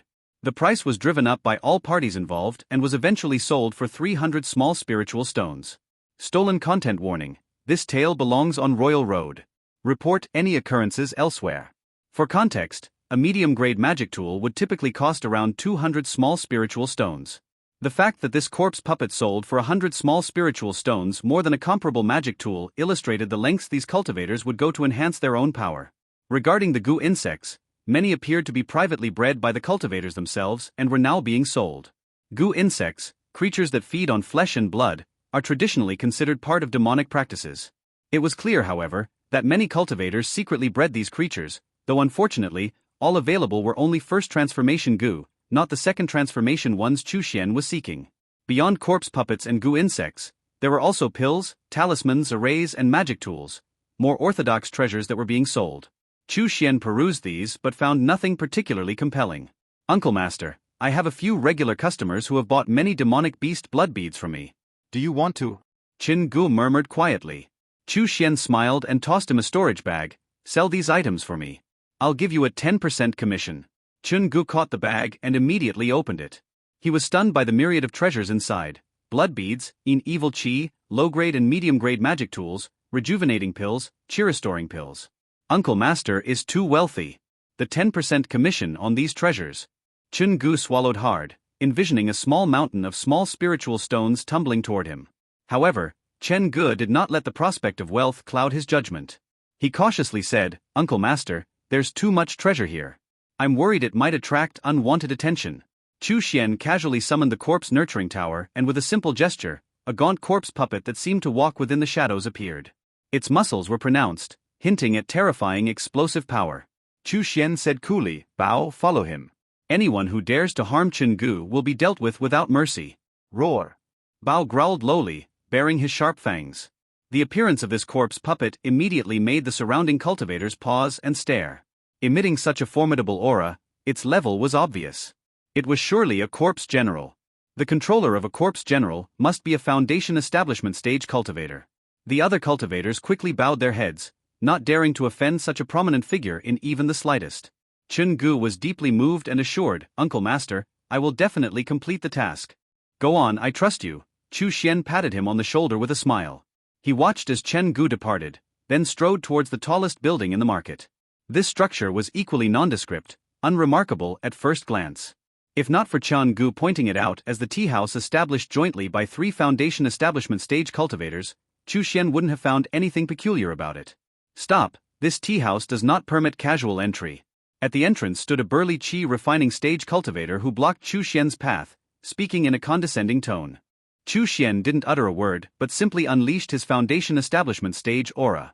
The burly cultivator fell to his knees with a thud, sweating profusely. He hurriedly said, Junior did not recognize that the senior is a foundation establishment cultivator, please forgive me. It's fine. Go call those 3 foundation establishment fellow Taoists, Chu Xuan said casually. I have significant business to discuss with them. Yes. I'll contact the 3 seniors right away, the burly cultivator quickly responded, then immediately ushered Chu Xuan into a private room on the 3rd floor of the tea house. What tea would the senior like to drink? We have the special produce from Imperial Spirit Mountain, Kei Shi Jian, which leaves a lingering fragrance on the lips and teeth, and also. The cultivator offered. Just give me Ku Mao Fong, do you have it? Chu Xuan asked nonchalantly. The cultivator's face lit up with a smile. Yes. It seems the senior knows his tea.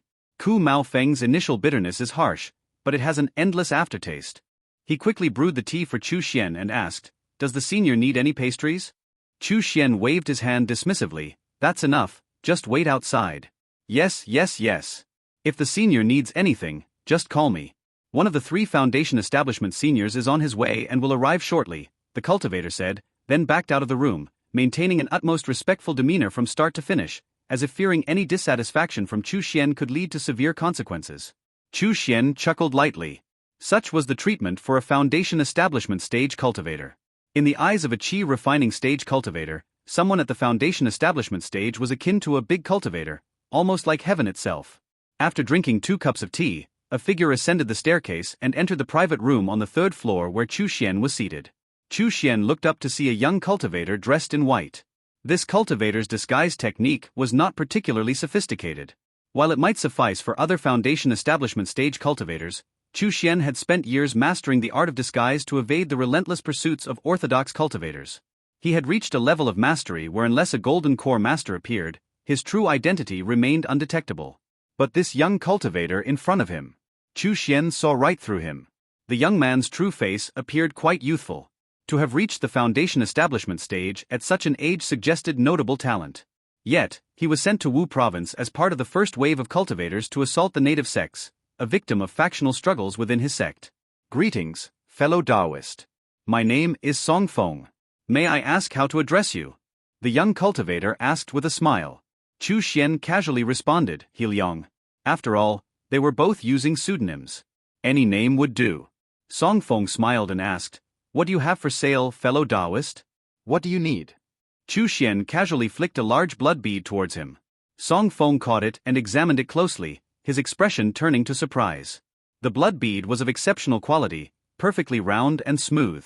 A faint, sweet scent of blood emanated from it, a rare find indeed. "This kind of large blood bead, I'll take as many as you have," Song Feng said with a smile. Chu Xuan nonchalantly replied, "Don't rush. What I need might not be something you can provide." Song Feng laughed, "You underestimate me, fellow Taoist. Please go ahead." Chu Xuan named 3 specific arrays: the Yin Evil Soul Refining Array, the Polluted Blood Nurturing Evil Array, and the Returning Soul Blood Evil Array. "Do you have any of these?" These 3 arrays were superior to the Yin Evil Soul Snatching Array that Chu Xuan currently used. The latter 2 were even considered top-tier arrays for Foundation establishment stage cultivators, extending their coverage at least 10 times compared to the Yin Evil Soul Snatching Array. Hearing the names of these arrays, Song Feng's expression shifted subtly. He indeed did not have access to them. The arrays Chu Xuan mentioned are all top-grade demonic arrays. Everything within the range of these arrays would be killed to nurture the Yin Evil Qi. Given that the orthodox sects were vigorously clamping down on actions harming mortals, such demonic arrays were also being confiscated. The Heavenly Seal sect didn't gain much from the recent conflicts and thus had few demonic arrays confiscated. Song Feng admitted with an embarrassed smile. "Fellow Taoist, I don't have such grand arrays, but I do have a high-quality corpse puppet I've cultivated for many years, now at the 9th level." Chu Xuan interrupted with a wave of his hand. "No? Then let's not discuss further." His interest was solely in the arrays. Song Feng persisted, "Fellow Taoist, I have 3 superior-grade magic tools I can sell at a discount. I just want large blood beads." Chu Xuan shook his head again. "I only want the arrays. Stolen content warning. This tale belongs on Royal Road. Report any occurrences elsewhere." As Song Feng was about to speak further, footsteps approached the stairs. A burly cultivator appeared, overhearing the conversation, and interjected with a grin, "Arrays? I have them." Chu Xuan nodded to him, signaling him to sit. "May I see them?" "Of course." The burly cultivator glanced at Song Feng. "Fellow Taoist Song, the gentleman isn't interested in anything else. You can leave, this deal is mine now." Song Feng sighed softly, gave Chu Xuan a few more looks, and then turned to leave. Chu Xuan chuckled, "How shall I address you?" The burly cultivator sat down in front of Chu Xuan, grabbing some pastries and stuffing them into his mouth. "Names are all made up anyway, call me whatever you want." Just call me Old Han." Chu Xuan smiled. This man was straightforward and interesting.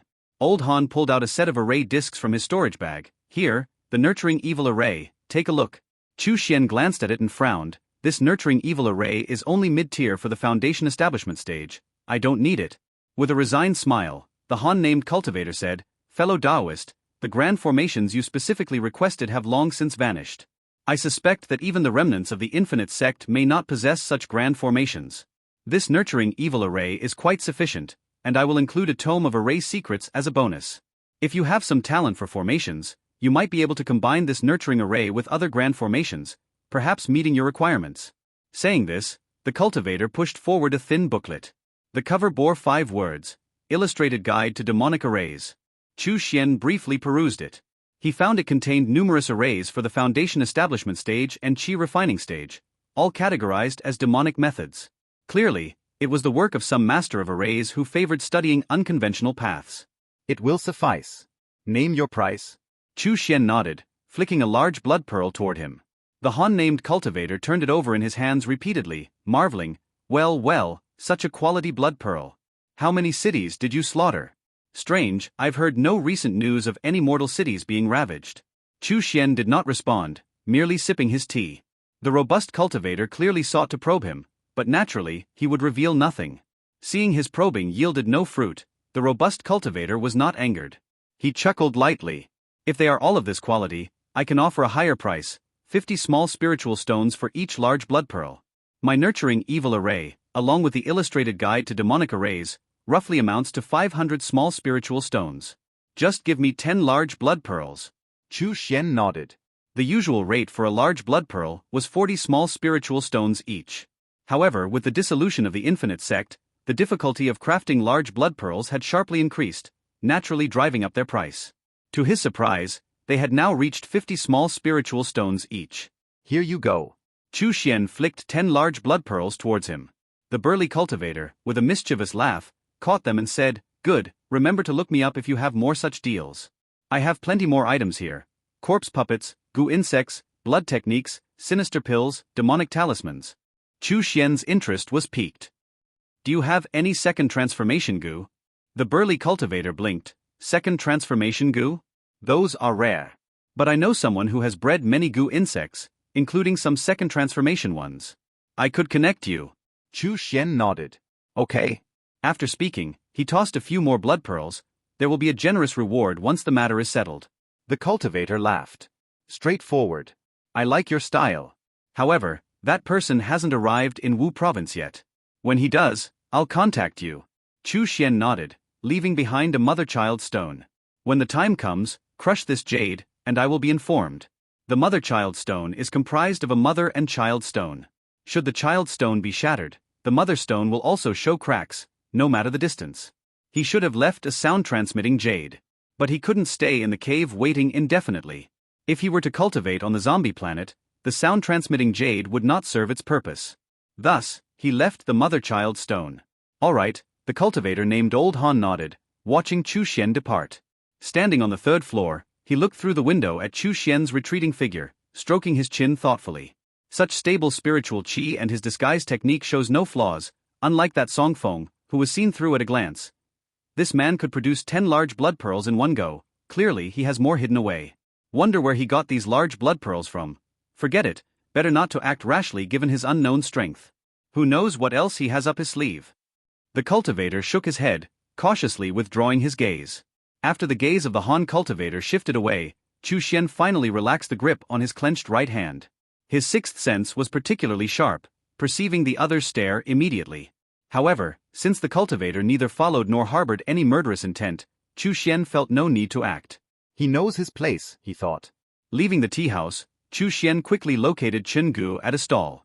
A gloomy aura surrounded Bao, who stood beside Chen Gu, conspicuous among the chi refining stage cultivators present, yet no one dared to provoke him. The presence of this corpse general deterred all but the foolhardy from causing any trouble for Chen Gu, who was now quite pleased with himself. He had visited this unnamed market several times before, but never treated it as well as today. Upon seeing Chu Xuan, Chen Gu quickly rose and whispered, Uncle Master. Chu Xuan nodded slightly, glancing over the stall to see that most items had been sold. I'll leave the rest to you. I'm heading back to my cave abode now. After everything is sold, he will escort you to my abode. He casually motioned towards Bao. Yes. Chen Gu nodded earnestly. Chu Xuan left the nameless market, circled a few times to ensure no one was following, and then soared into the sky with his flying sword, returning to the water curtain cave. Upon arriving, he immediately activated the blood mirror to travel to the zombie planet. In the past, traversing between worlds required waiting for the blood mirror's energy to replenish. However, with his increasingly substantial resources, Chu Xuan could now expedite the energy recharge using spiritual stones.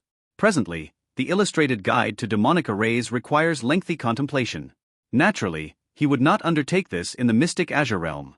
Any endeavor demanding extensive time should be conducted on the Blue Star, where the passage of time is a tenth of that in the Mystic Azure Realm. At the Haotai Hotel rooftop, Chu Xuan spread out the illustrated guide to demonic arrays and studied them meticulously. His talent in formation arts was average, neither poor nor exceptional, but his willingness to dedicate effort to this craft had earned him considerable proficiency. Previously, he had slain Huikong and acquired a book from Huikong's storage bag, the Foundation Establishment Stage Array Formations Detailed Analysis.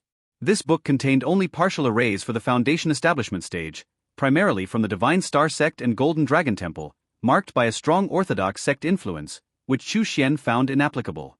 However, formation arts were universally applicable, understanding one could unlock others.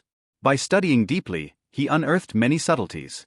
Now, revisiting the illustrated guide to demonic arrays with his prior knowledge surfacing, he quickly gained new insights.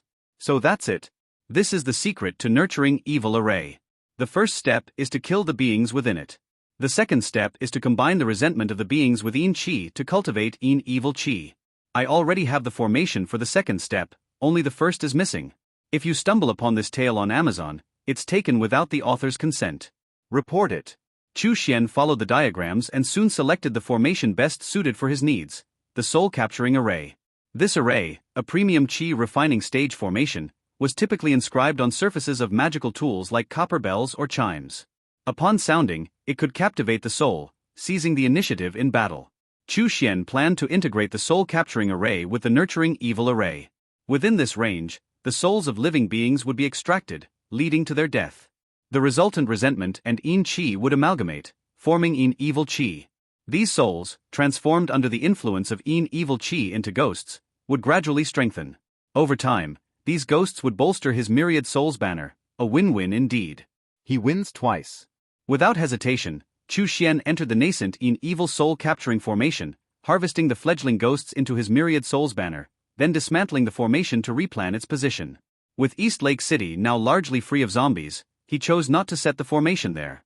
Instead, after circling the area with his Heavenly Star flying sword, he selected Two Dragons City near East Lake City. In the southern region of Two Dragons City lay a human forbidden zone, a paradise for killer bees. Under the Queen Bee's command, they relentlessly hunted all living things in the area. Any human who strayed into their territory was quickly reduced to bones, leaving scarcely any remains. The survivors' camps around Two Dragons City, terrified of this place, had long since relocated further away. Yet, what was a fearsome wasteland to survivors was a treasure trove to Chu Xuan. Killer bees? Excellent. Chu Xuan mused. The queen should be prolific. I hope she can produce enough killer bees before being slain by the formation. Chu Xuan cast all his formation flags, swiftly enveloping the southern area of Two Dragon City with an invisible barrier. The range of his new formation now spanned 100 square kilometers, covering an entire district of Two Dragon City, far surpassing the scope of the previous in evil soul-snatching array. Let's call it the soul-capturing evil-nurturing array, he decided, opting for a straightforward combination of the terms for soul-capturing and nurturing evil. After all, it was a traditional way among formation predecessors to name their creations. Once activated, the array began to emit a terrifying in Qi. Chu Xuan tossed the ghosts from his myriad souls banner into it. The killer bees within the formation's range quickly became disoriented, plummeting to the ground where they died swiftly. Their weak souls were rapidly extracted by the array. The resentment and in Qi generated from their sudden deaths swiftly interacted, condensing into a formidable in evil Qi. The stronger killer bees were slain by the ghosts, turning the area into a veritable ghost realm. Everywhere lay the souls of killer bees, everywhere roamed the ghosts. In time, a vast harvest of in evil Qi would be ready. Chen Gu quietly waited outside at the water curtain cave until the mist cleared, revealing a pathway. He hurried in and immediately saw Chu Xuan standing by a small lake. Uncle Master Chu, as you commanded, all the items have been sold, he reported. Here are all the earnings. Chen Gu respectfully handed over a storage bag. Chu Xuan inspected it. Over 2,000 small spiritual stones piled up like a small mountain. He had estimated a maximum of 1,300. The selling price had far exceeded his expectations. It seemed that the cultivators were indeed desperate to enhance their power, resorting to any means necessary, even demonic methods. Good, according to our agreement, these 200 small spiritual stones are yours, Chu Xuan said, flicking his hand. Thank you, Uncle Master Chu. Chen Gu was tearfully grateful. 200 small spiritual stones. He would have to toil day and night for many days to earn such an amount, yet now he had acquired it in a single day. Indeed, he had chosen the right person to follow. Go now, I will need you again, Chu Xuan said with a slight smile. Yes. Command me to my death, Uncle Master Chu. Chen Gu responded, overwhelmingly excited. 5 days later, Chu Xuan returned to his cave abode from the Blue Star after noticing cracks in the mother stone. He visited the unnamed market's tea house once more and indeed encountered the Han cultivator there. This time, the Han cultivator was accompanied by a gaunt, hollow-eyed cultivator. Upon seeing Chu Xuan, the Han cultivator laughed heartily. Fellow Taoist this is the man I was telling you about. We call him the Spirit Insect Taoist. Chu Xuan nodded in greeting. The gaunt cultivator looked him over and frowned. Are you seeking a second transformation Gu? Such Gu must reside within a flesh and blood organ. You don't appear to be someone who nurtures Gu. It seems you lack such an organ. He frowned further. If you don't have the requisite organ, let's not waste each other's time. Chu Xuan smiled faintly. Cultivators who reared Gu, like this Spirit Insect Taoist, were often emaciated, their vitality seemingly drained, as if leached by a succubus. But Chu Xuan had ample vitality to sustain a Gu without suffering its backlash. His robust appearance might indeed raise doubts. Chu Xuan gestured with his hand, and the gleaming blood steel wire emerged from his palm. The Spirit Insect Taoist, who had been about to leave, halted abruptly. Blood steel wire? Second transformation. A look of surprise replaced his indifference. Blood steel wire was typically a basic first transformation Gu with a low potential. It was unexpected for someone to possess a second transformation blood steel wire. He leaned in, curious to take a closer look. However, Chu Xuan withdrew the steel wires back into his blood pouch. My Gu do not stare, he stated calmly. The Han cultivator interjected to ease the tension. Haha, fellow Taoist spirit insect indeed, one should not scrutinize another's Gu too closely. The Spirit Insect Taoist nodded, then suggested, let's sit and talk. The three of them took their seats, with Chu Xuan and the Spirit Insect Taoist facing each other, while the Han cultivator busily devoured pastries and sipped tea on the side. What second transformation Gu do you have? Chu Xuan inquired. The Spirit Insect Taoist held up 3 fingers. I possess 3 second transformation Gu. First, the Iron Armor Shell. Second, the Thought Nurturer. Third, the Chi Si Seed. Chu Xuan's eyebrows rose slightly upon hearing the 3 Gu types, all of which he had read about in the Bloodworm's tome. Iron Armor Shell, a second transformation Gu that secretes a substance to continually fortify the cultivator's skin. When attacked, it rapidly increases the secretion, making the skin extremely hard in an instant, strong enough to withstand a full blow from a high-grade magical tool. This book's true home is on another platform. Check it out there for the real experience. Thought Nurturer, another second transformation Gu that must reside within the brain. It enhances a cultivator's mental strength, allowing them to control multiple magic tools at once. However, even if fed well, it could backfire as its preferred diet is the cultivator's very soul. Located in the brain, it has constant access to the soul and might give in to temptation. Chi Si Seed, unlike the others, this is considered a third transformation Gu capable of reaching third transformation maturity, akin to a golden core tier, provided it has enough nourishment. However, it is notoriously difficult to elevate from the second to the third tier, leading many to classify it as a second transformation Gu. This Gu doesn't reside in the limbs, trunk, or brain but must be nurtured within the cultivator's Chi Si. It consumes any excess spiritual Qi during cultivation and can release it when needed, effectively acting as a second, albeit much smaller, Chi Si. This little bit of spiritual Qi can be crucial in life or death situations. All 3 Gu were impressive, and Chu Xuan wondered how this Spirit Insect Taoist had managed to nurture them undetected by the Heavenly Seal sect scrutiny, especially since cultivating Gu was considered a demonic practice by the orthodox sects.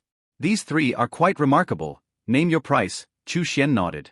The Spirit Insect Taoist quickly responded, Iron Armor Shell, Early Second Transformation, 1,000 Small Spiritual Stones. Thought Nurturer, Early Second Transformation, 1,000 Small Spiritual Stones. Chi Si Seed, Mid-Second Transformation, 1,800 Small Spiritual Stones. Chu Xuan frowned. These prices were exorbitant.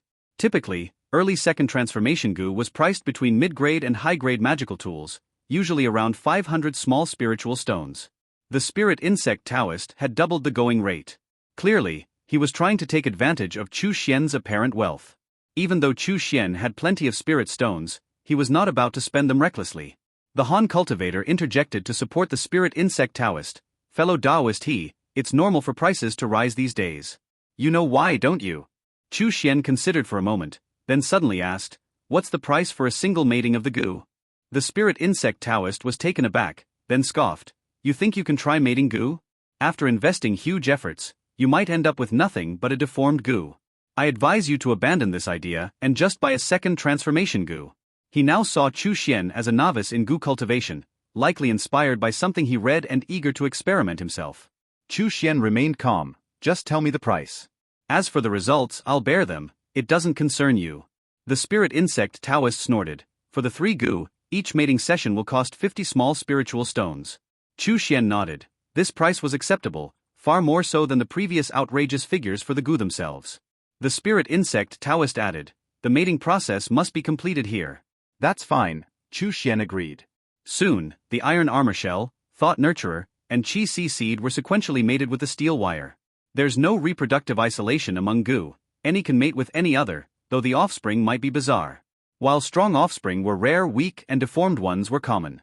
After settling the payment, the spirit insect Taoist left without delay. The Han cultivator exchanged a few pleasantries and then departed as well. Chu Xuan didn't linger either, heading straight for the blue star. The process from goo laying eggs to the hatchlings emerging required time. A perfect task for the zombie planet, where time flowed differently. Chu Xuan sat meditating within the soul-capturing evil nurturing array, simultaneously absorbing in evil chi and refining a large blood pearl. His cultivation progressed rapidly. After laying 3 distinctively colored eggs, black, white and blue, corresponding to the iron armor shell, thought nurturer, and chi si seed, Gongxi fell into a deep sleep due to the enormous energy expenditure. Days passed, and the eggshells hardened. One day, the black eggshell began to crack. Chu Xuan felt a stir in his heart and immediately ceased his meditation, turning his attention to the black goo egg. The cracks on the surface of the black goo egg spread like a spiderweb. Under Chu Xuan's watchful eyes, it suddenly split open. A soft black larva lay within the egg, its body covered with a shell so delicate that it seemed to tear like soft paper at the slightest touch. Its limbs were exceedingly fragile, seemingly ready to break upon contact.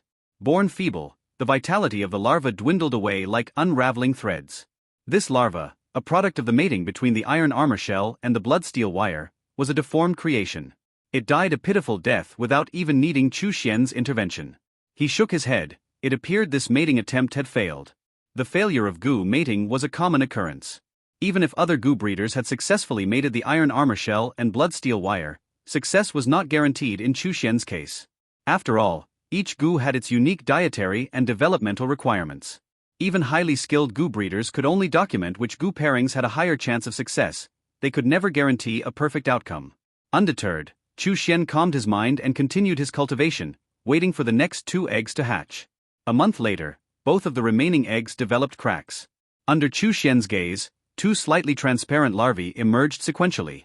The offspring of the thought nurturer and the blood steel wire was a translucent white larva, while that from the chi si seed and the blood steel wire was a sky blue larva. To Chu Xuan's surprise, both larvae appeared normal and were quite lively. Immediately after birth, they devoured their eggshells completely. Their bellies were swollen, and they curiously surveyed their surroundings. Chu Xuan collected them into his blood pouch and began feeding them with blood pearls while using an identification technique to examine their potential. After this examination, Chu Xuan was even more astonished. Both larvae possessed the potential to reach the 3rd transformation. This meant that given sufficient nourishment, they could smoothly advance to become 3rd transformation goo, comparable to golden core great powers. Moreover, each larva exhibited traits from both of its parent strains, embodying a blend of characteristics that could prove exceptionally advantageous. Chu Xuan's face lit up with satisfaction. Clearly, the good karma surrounding him had once again played its part, subtly influencing the outcome. Such blessings were invaluable. They could turn the tides of probability in his favor. However, the 2 larvae were not yet ready to provide combat support. They would need at least a month or 2 of nurturing to advance to the 1st transformation goo and become truly functional. The thought nurturer larva will enhance my mental strength, allowing me to control more magical tools simultaneously, Chu Xuan mused. And the chi si seed larva is like a mini chi si, which will boost the total amount of my spiritual chi. After a brief moment of joy, Chu Xuan resumed his meditation, seated within the circle of his cultivation practice. In the blink of an eye, 2 months of blue star time had passed. With a thought, Chu Xuan summoned 3 goo worms into his palm. The first was Gongxi, the second was Bai, and the third was Lon. If you discover this tale on Amazon, be aware that it has been stolen. Please report the violation. Chu Xuan, not particularly inclined to spend time naming them, simply chose names based on their colors. As for the listening insect that had resided in his ear, it had become somewhat redundant since Chu Xuan's advancement to the Foundation establishment stage. Chu Xuan decided to grant it freedom and let it go. Once Bai and Lon had settled into his brain and Qi Si, respectively, Chu Xuan could distinctly feel an increase in both his mental strength and spiritual qi. He gestured with his hand, and the evil soul chain, like a black python, coiled around him. With another gesture, the myriad souls banner appeared. Previously, operating these 2 magical tools simultaneously would strain him, causing slight dizziness and pressure. But now, he was not yet at his limit, indicating he could activate a 3rd magical tool. Chu Xuan swiped over his storage bag, and the merit bell appeared, floating above his head and enveloping him in its presence. Intense golden light surged out, seemingly capable of expelling all evil and malevolent forces. The golden light was so dense it almost formed a tangible golden bell, impervious to all attacks. A smile of pleasure spread across Chu Xuan's face. Operating 3 magical tools at once was a significant enhancement from before. Many mid-foundation establishment cultivators struggled to use 3 magical tools simultaneously. Yet, thanks to the goo, Chu Xuan had once again surpassed many of his peers within the same cultivation level. At the Water Curtain Cave, Chu Xuan habitually returned to his abode to check the messages. Currently, tensions were rising between the Heavenly Seal Sect cultivators and the native sects of Wu Province. Chu Xuan had previously instructed Chen Gu to keep him informed with regular updates. Moreover, the 3 senior brothers from the Extreme Een Cave might also leave messages, making it prudent to frequently check for any updates. Upon activating the message recording array of the cave, the first voice Chu Xuan heard was indeed from Chen Gu. Uncle Master Chu, the first group of cultivators suffered heavy losses. Even 2 Foundation establishment stage cultivators have perished, with even more casualties among the Qi refining stage cultivators. Uncle Master Chu, we at the Extreme Een Cave have started to establish a second mortal city and have recruited several spiritual seedlings, all under the guidance of Uncle Master Wu Tong. Uncle Master Chu, Extreme Een Cave has gained a new Foundation establishment stage cultivator, an external wandering cultivator who joined voluntarily. Uncle Master Chu, the second group of cultivators sent by the main hall of Heavenly Seal Sect has arrived. Uncle Master Chu. Chu Xuan listened patiently to all of Chun Ji's messages. This Qi refining stage disciple was meticulous in his duties, covering every detail. Through his descriptions, Chu Xuan gained a comprehensive understanding of the conflict between the Heavenly Seal Sect and the native Wu Province sects. The first batch of Heavenly Seal Sect cultivators sent to Wu Province were mostly those ostracized within their own ranks, lacking strong backgrounds, and therefore not very powerful. The native Wu Province sects, contrary to what many believed, were not so weak. They had organized numerous counterattacks, one of which had nearly reached Extreme Een Cave's territory. Suddenly, Chu Xuan heard a new voice, which surprised him. Junior Brother Chu. The second batch of cultivators from the main hall has arrived, including 2 disciples of Senior Zhao Wuya. If you're available, come to my cave, and I'll introduce you to them. Chu Xuan raised an eyebrow. Zhao Wuya was the Golden Core stage cultivator who facilitated Extreme Een Cave's incorporation into the Heavenly Seal Sect. He was known for his dislike of the Divine Star Sect's practices. Wan Wuying and Zhao Wuya appear to be old acquaintances, and clearly, Zhao Wuya's disciples were considered allies by Lu Zhenxiong. However, these 2 cultivators being part of the second batch sent to Wu Province suggested that Zhao Wuya's faction might be under pressure from other factions. In that case, it would indeed be good to meet them, Chu Xuan thought. Even if not as friends, at least I might trade some items with them. Pondering this, Chu Xuan mounted his flying sword and left the Water Curtain Cave, heading for Lu Zhenxiong's abode located on the north side of Extreme Een Cave. Circling a few times, Chu Xuan found the cave, his first visit there. Upon arriving, he used a transmission jade to contact Lu Zhenxiong. Surprisingly, the mist quickly dissipated, revealing a pathway. Lu Zhenxiong and another cultivator came out to greet him. Junior brother, we were just talking about you. What a coincidence that you should arrive now. Lu Zhenxiong greeted him with a broad smile. Chu Xuan responded with a smile as Lu Zhenxiong warmly introduced. Junior brother, this is Zheng Chongqing, a distinguished disciple of Senior Zhao Wuya. He is an expert in beast taming, with several Foundation establishment stage spirit beasts under his care. Zheng Chongqing chuckled modestly. You flatter me, I merely have an interest in nurturing demonic beasts. He turned to Chu Xuan. So, you are Chu Xuan? A pleasure to meet you. I've heard from Lu about your accomplishments, advancing to foundation establishment in your 20s, truly a prodigy. Chu Xuan responded with a humble smile. Senior brother overstates it, it's mostly good fortune. Zhang Chongqing smiled. Our master knows each other well, we should assist each other more. The trio entered Lu Zhenxiong's cave and settled down. The conversation was mostly between Lu Zhenxiong and Zhang Chongqing, with Chu Xuan chipping in intermittently. After a while, Zhang Chongqing mentioned, my junior brother will be joining us soon. Lu Zhenxiong's face lit up with excitement. You mean Lu Yin? I've wanted to meet him for a while but never had the chance. What brings him here this time? Zhang Chongqing sighed. Junior brother Lu has a rather peculiar and obstinate personality. It took quite some persuasion to convince him to come. Please forgive any unintentional offenses he may commit in conversation. Lu Zhenxiong and Chu Xuan both nodded understandingly. Eccentricities were common among cultivators, especially those deeply engrossed in their studies, often undergoing personality shifts after prolonged seclusions. Soon, a voice called from outside, I have arrived. Lu Zhenxiong, accompanied by the other two, went out to greet the newcomer. Chu Xuan observed him, thin with deep-set eyes and a withered face. With great enthusiasm, Lu Zhenxiong greeted, Lu Yin, I am Lu Zhenxiong of Extreme Yin Cave, delighted to meet you. Lu Yin surveyed him briefly and merely nodded, then turned to Zhang Chongqing, Senior brother, I'm here, let's go inside. Zhang Chongqing gave an awkward smile, okay, let's go. The four all sat down. Lu Zhenxiong quietly asked, fellow Taoist Lu, do you have any second transformation goo for sale? Lu Yin gave him a sideways glance. Fellow Taoist Lu, second transformation goo require a flesh and blood organ to house. If you don't have such an organ, it's best not to purchase them. Lu Zhenxiong chuckled. Even if I don't have the organ yet, there's no harm in asking the price. Lu Yin stated calmly, the lowest price is 1,200 small spiritual stones. Lu Zhenxiong's smile froze. The price was exorbitant. Chu Xuan observed Lu Yin more closely.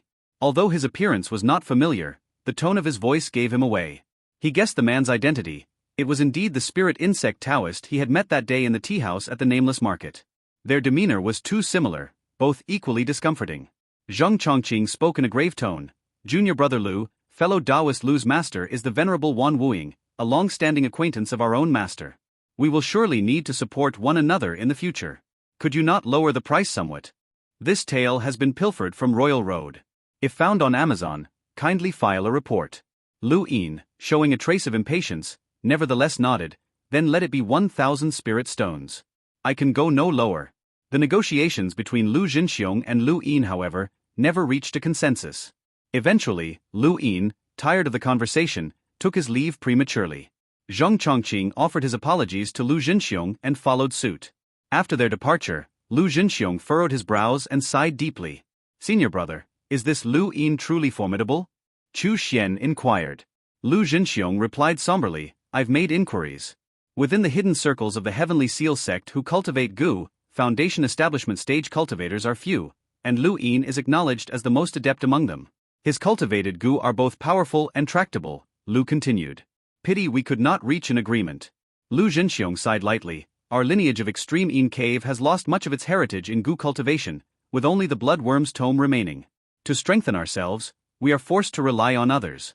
The art of goo cultivation is best approached through someone like Lu Yin, but who knew he would be of such a disposition and offer us no discounts, he added. Chu Xuan listened thoughtfully. Enhancing strength? Could it be that Extreme Yin Cave was also to be drawn into the fray? This was hardly good news. The ongoing war between the Heavenly Seal sect and the native Wu province sects was at a critical juncture. The cultivators committing to the war at this stage, unless they were experts in the later stages of foundation establishment, had no assured chance of survival. It was akin to a meat grinder, obliterating every living being caught within it. As expected, Lu Zhenxiong revealed more details upon further questioning. Senior Zhao Wuya, in concert with our master and Senior Huang Yuanwu of the Heavenly Seal sect, penetrated the secret realm of Purple Miasma Mountain in Wu province and seized a precious treasure there. The native sect's recent offensive has become fiercely intense, connected to the loss of this treasure.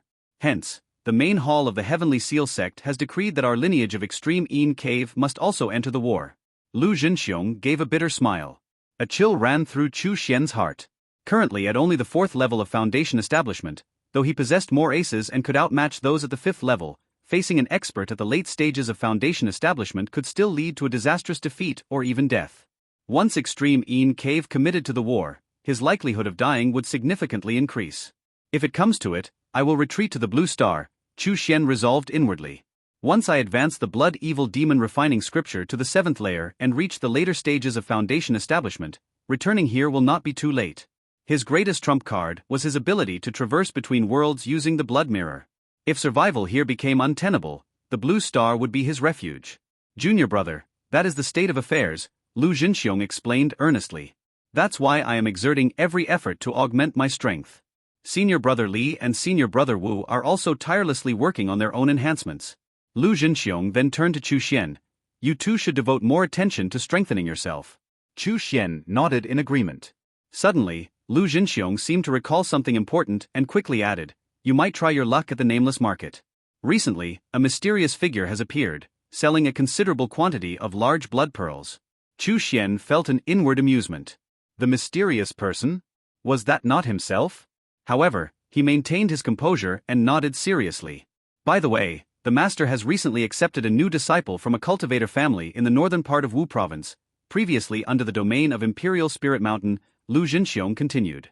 His family, the Chun family, was implicated in a scandal and eradicated by Imperial Spirit Mountain.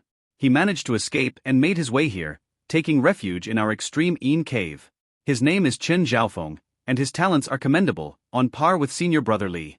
Lu Jinxiong added, his dwelling is situated to the southeast of my cave, nestled within a valley. When you have time, you should meet him.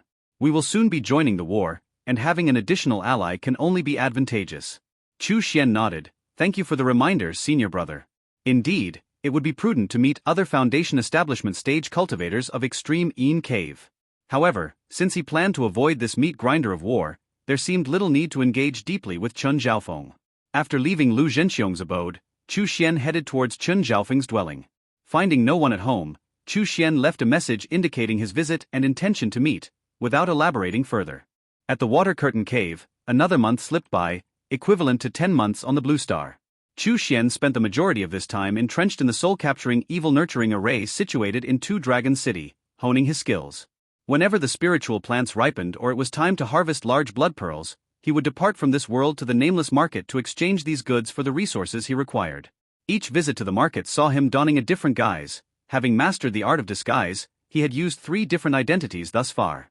Even when brushing past Song Feng, Lu Yin, or the Han-named cultivator, they remained oblivious that Chu Xuan was the same Foundation establishment stage cultivator with whom they had previously traded. With each visit, Chu Xuan could feel the war intensifying. Stalls manned by Qi refining stage cultivators frequently changed hands, sometimes within a matter of days. The self-important Song Feng had fallen in battle, a testament to the merciless nature of this meat grinder-like conflict that swallowed lives without causing so much as a ripple. The time for Extreme Yin Cave to engage in the war had arrived. A new message awaited Chu Xuan at the sound recording formation of the Water Curtain Cave, left by Li Xianming, the senior brother of Extreme Yin Cave. Junior brother Chu Xuan, the master commands us to assemble at the training ground. Chu Xuan had long anticipated this day. He gathered his belongings and set off for the Extreme Yin Cave training ground. Upon his arrival, he found that the other Foundation establishment stage cultivators of Extreme Yin Cave had already gathered. Leading them was Li Xianming, clad in flowing white robes, exuding a martial grandeur. Alongside him stood Lu Jinxiong, Wu Tong and others, including a somewhat unfamiliar figure. This individual was deeply engaged in conversation with Li Xianming and seemed to be Chen Zhaofeng, the recently inducted disciple of Extreme Yin Cave.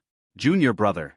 Li Xianming, catching sight of Chu Xuan, nodded slightly without further comment. His cultivation had now reached the mid-stage of Foundation establishment, marking him as a prodigy even within the vast ranks of the Heavenly Seal sect. In contrast, Chu Xuan seemed rather unremarkable. It appeared his talents were not as formidable as Li Xianming had once thought, and any previous wariness he might have had towards Chu Xuan gradually dissipated. Chu Xuan responded with a light nod and a smile. Li Xuanming's lack of wariness towards him was indeed a favorable turn of events.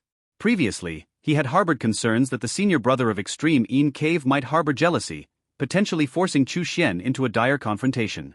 Wu Tong, much like Li Xianming, merely exchanged greetings with Chu Xuan, offering no further conversation, instead continuing his discussion with Chen Zhaofeng. In contrast, Lu Jinxiong approached Chu Xuan warmly to discuss recent happenings. Although Chu Xuan had been vigilantly observing external changes and committing them to memory, he patiently listened to Lu Jinxiong's account. It was clear that this senior brother truly regarded him as both a junior brother and a friend. After a short while, Lu Zhenxiong surreptitiously handed Chu Xuan an object. Glancing down, Chu Xuan saw it was a talisman crafted from human skin. Unlike orthodox talismans drawn with cinnabar, this one was marked with twisted, bizarre lines that at first glance seemed nonsensical. Yet upon closer inspection, these lines seemed to coalesce into a terrifying pattern. Enjoying this book? Seek out the original to ensure the author gets credit. A demonic talisman, containing a Foundation Establishment stage tiger spirit, Lu Zhenxiong whispered. It might save your life in a critical moment. Chu Xuan's interest was piqued. Where did this come from, senior brother Lu? Clearly, the talisman was of demonic origin. The orthodox arts consisted of array, alchemy, tool refinement, and talisman crafting. Some demonic cultivators exceptionally gifted had adapted orthodox talisman crafting techniques into demonic methods. Demonic talisman crafting involved sealing a living soul within human skin, suppressed by demonic runes, thus eternally binding the soul within the talisman for the user's command.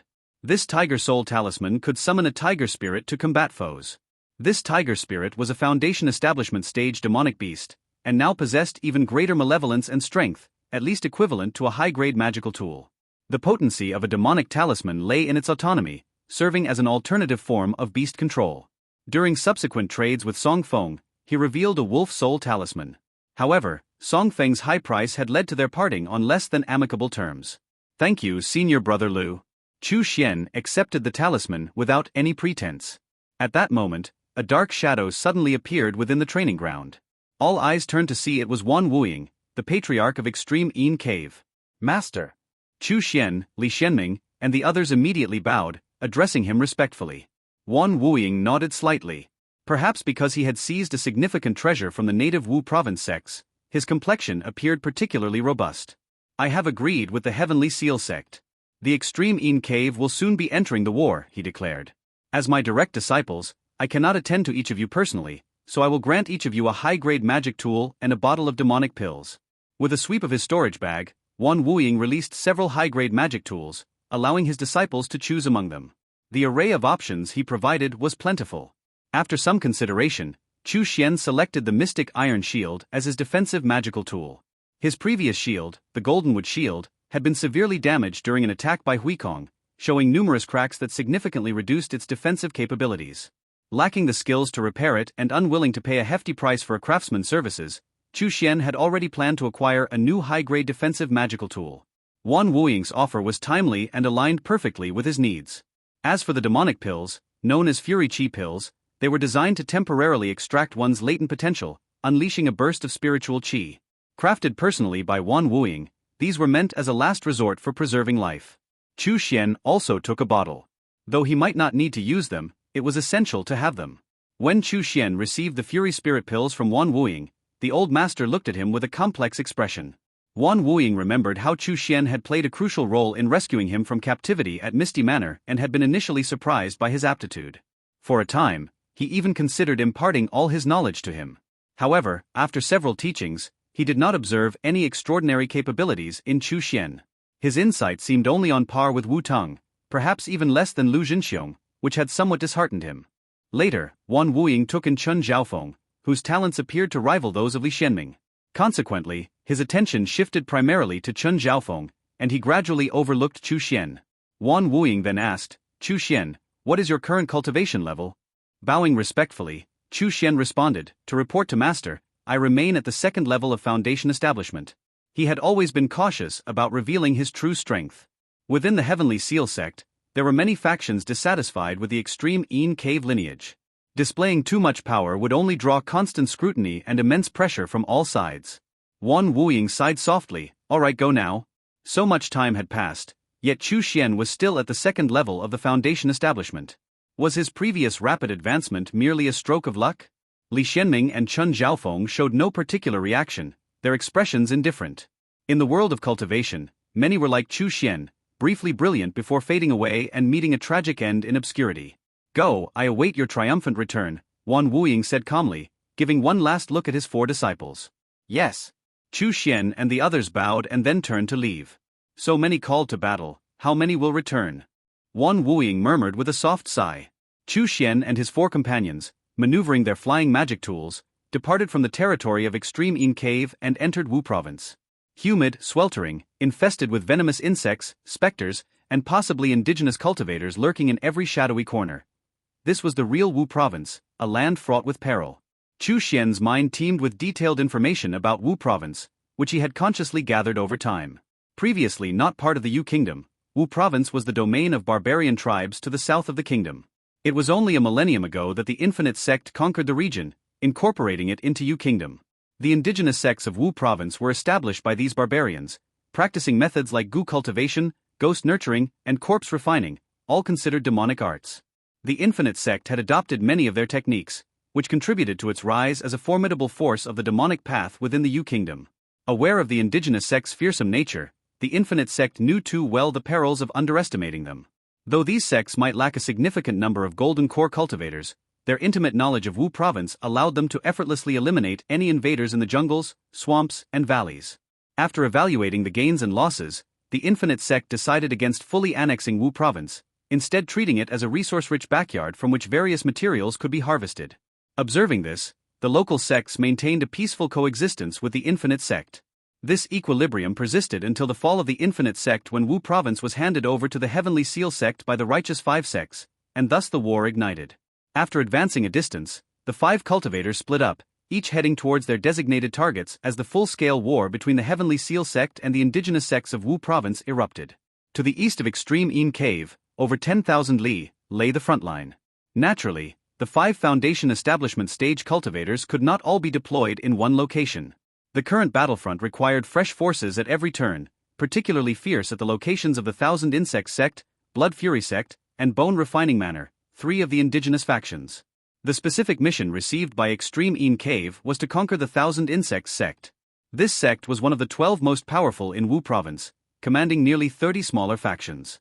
The first and second waves of cultivators from the Heavenly Seal Sect had been entangled with the Thousand Insects Sect and its subordinate factions.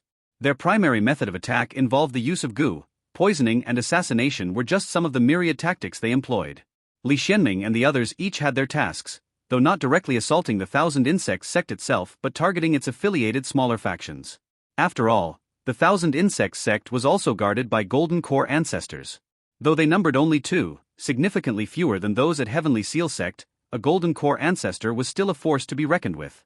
Without direct engagement from both sides, there was little room for Foundation Establishment stage cultivators to make an impact.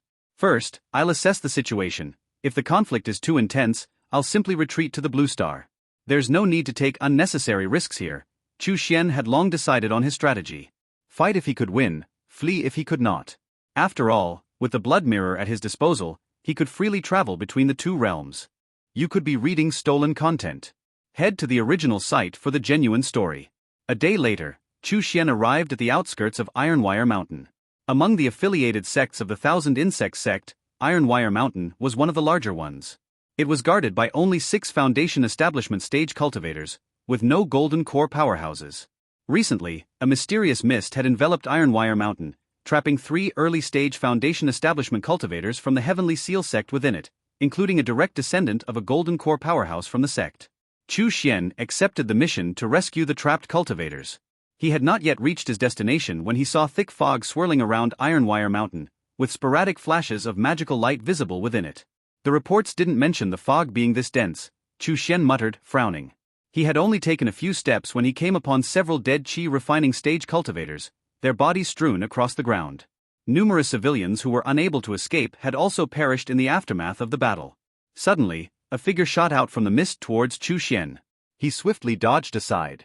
Upon closer inspection, he saw it was a Heavenly Seal Sect Qi refining stage cultivator, his chest caved in and his right leg severed at the thigh.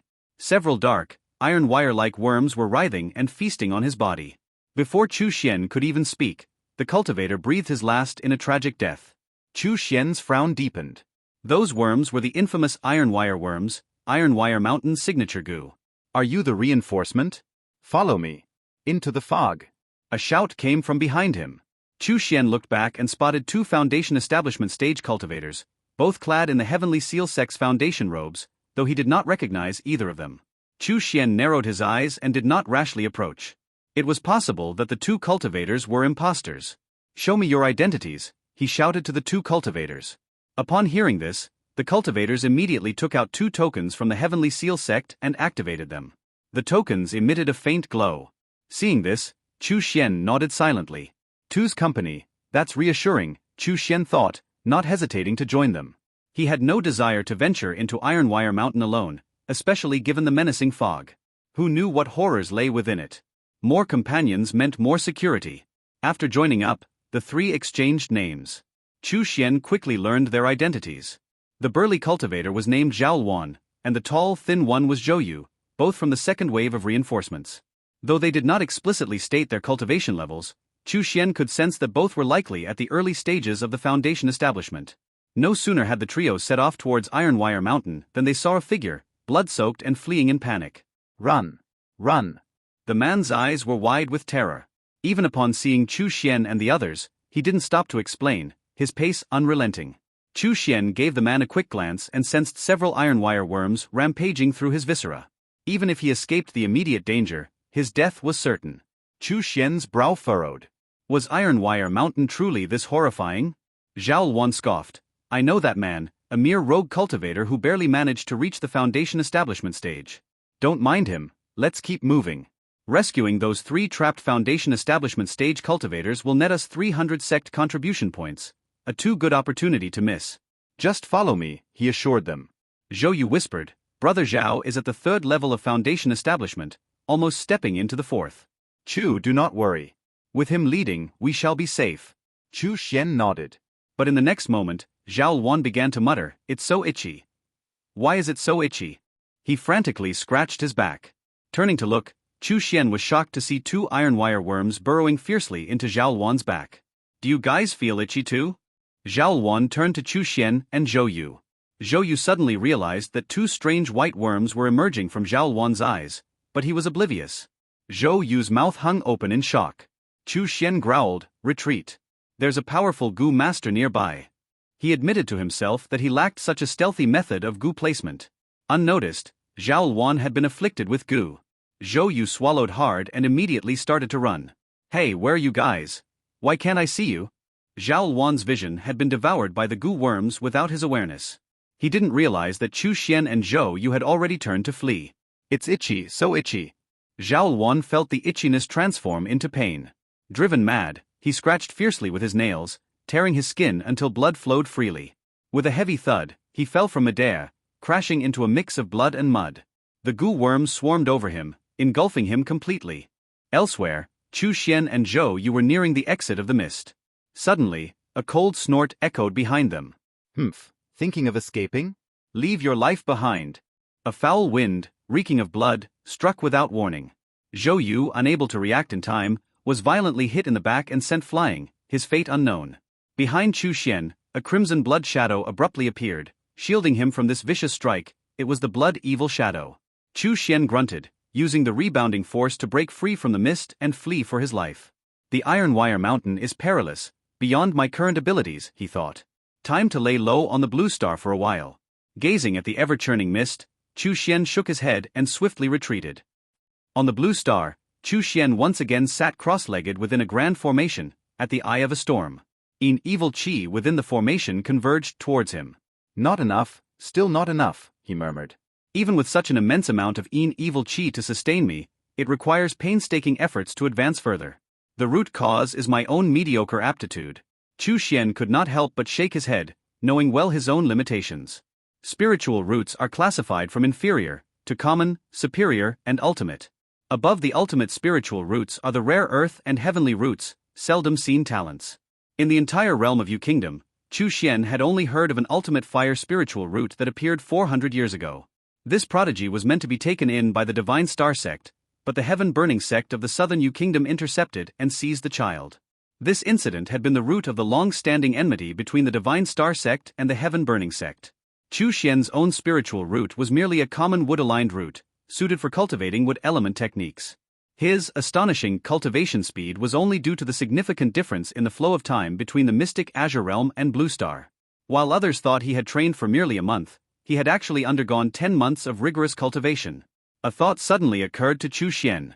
Besides spiritual roots, cultivators also possess spiritual bodies, he pondered.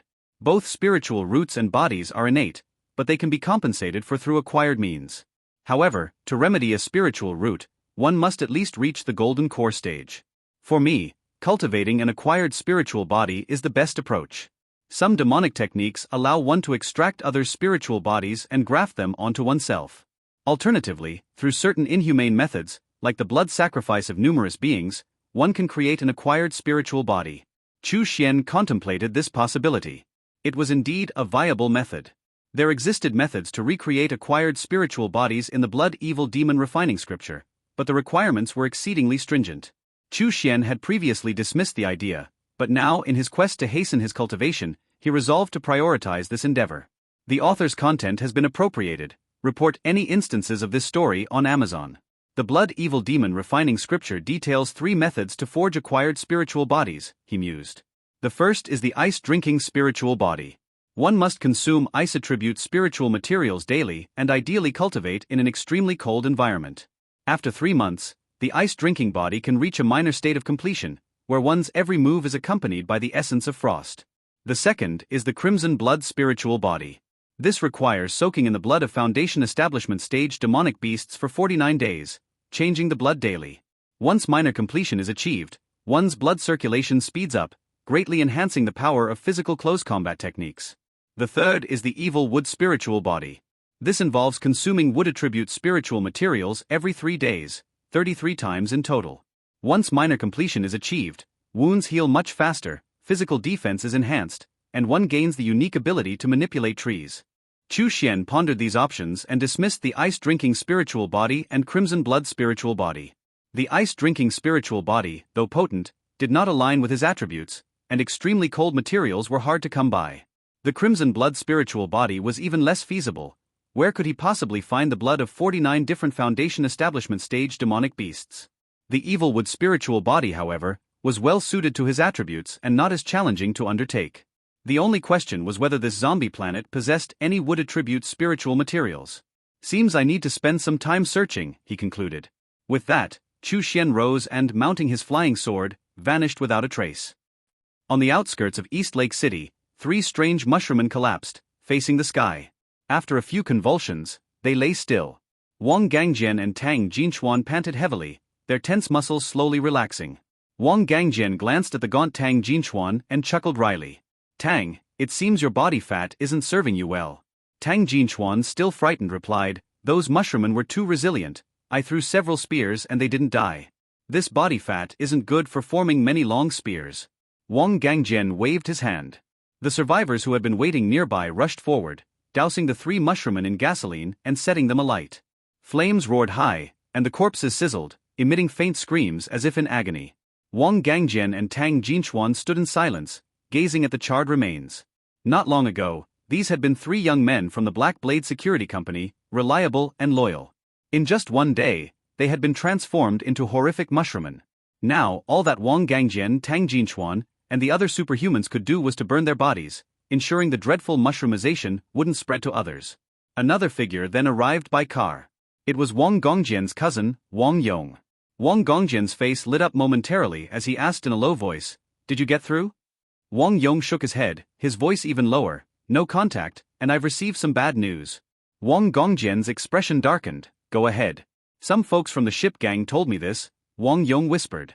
"Dragon River City has completely succumbed to mushroomization. Yi Nantian has vanished, and of the 4 leaders, only Xiongxing survived. The Linjiang army has completely disintegrated." Wang Gongjian's face turned ashen. He could not have imagined that within just over a month of the mushrooms appearing, the situation would deteriorate to such an extent.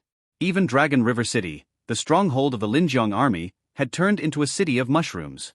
General Yi Nantian, a powerful level 4 superhuman, was nowhere to be found. Wang Gangjian tried to speak but found himself reeling. Wang Yong and Tang Jinchuan quickly steadied him. Wang Yong spoke solemnly, "Brother, we could seek refuge with the ship gang. I've heard they temporarily repelled a group of mushroommen and might have a way to fight them." Wang Gangjian managed a bitter smile. The ship gang had always been at odds with the Linjiang army. As a former soldier of the Linjiang army, and with Black Blade heavily influenced by the same, how could they switch allegiance to the ship gang now? "Boss, I suggest we try to find that immortal again today," Tang Jinchuan said earnestly. "The Linjiang army is no longer a viable option. Our only hope now lies with that immortal. If he won't help us the first or second time, we'll ask a third or a fourth time. Where there's a will, there's a way. We'll give the immortal whatever he wants.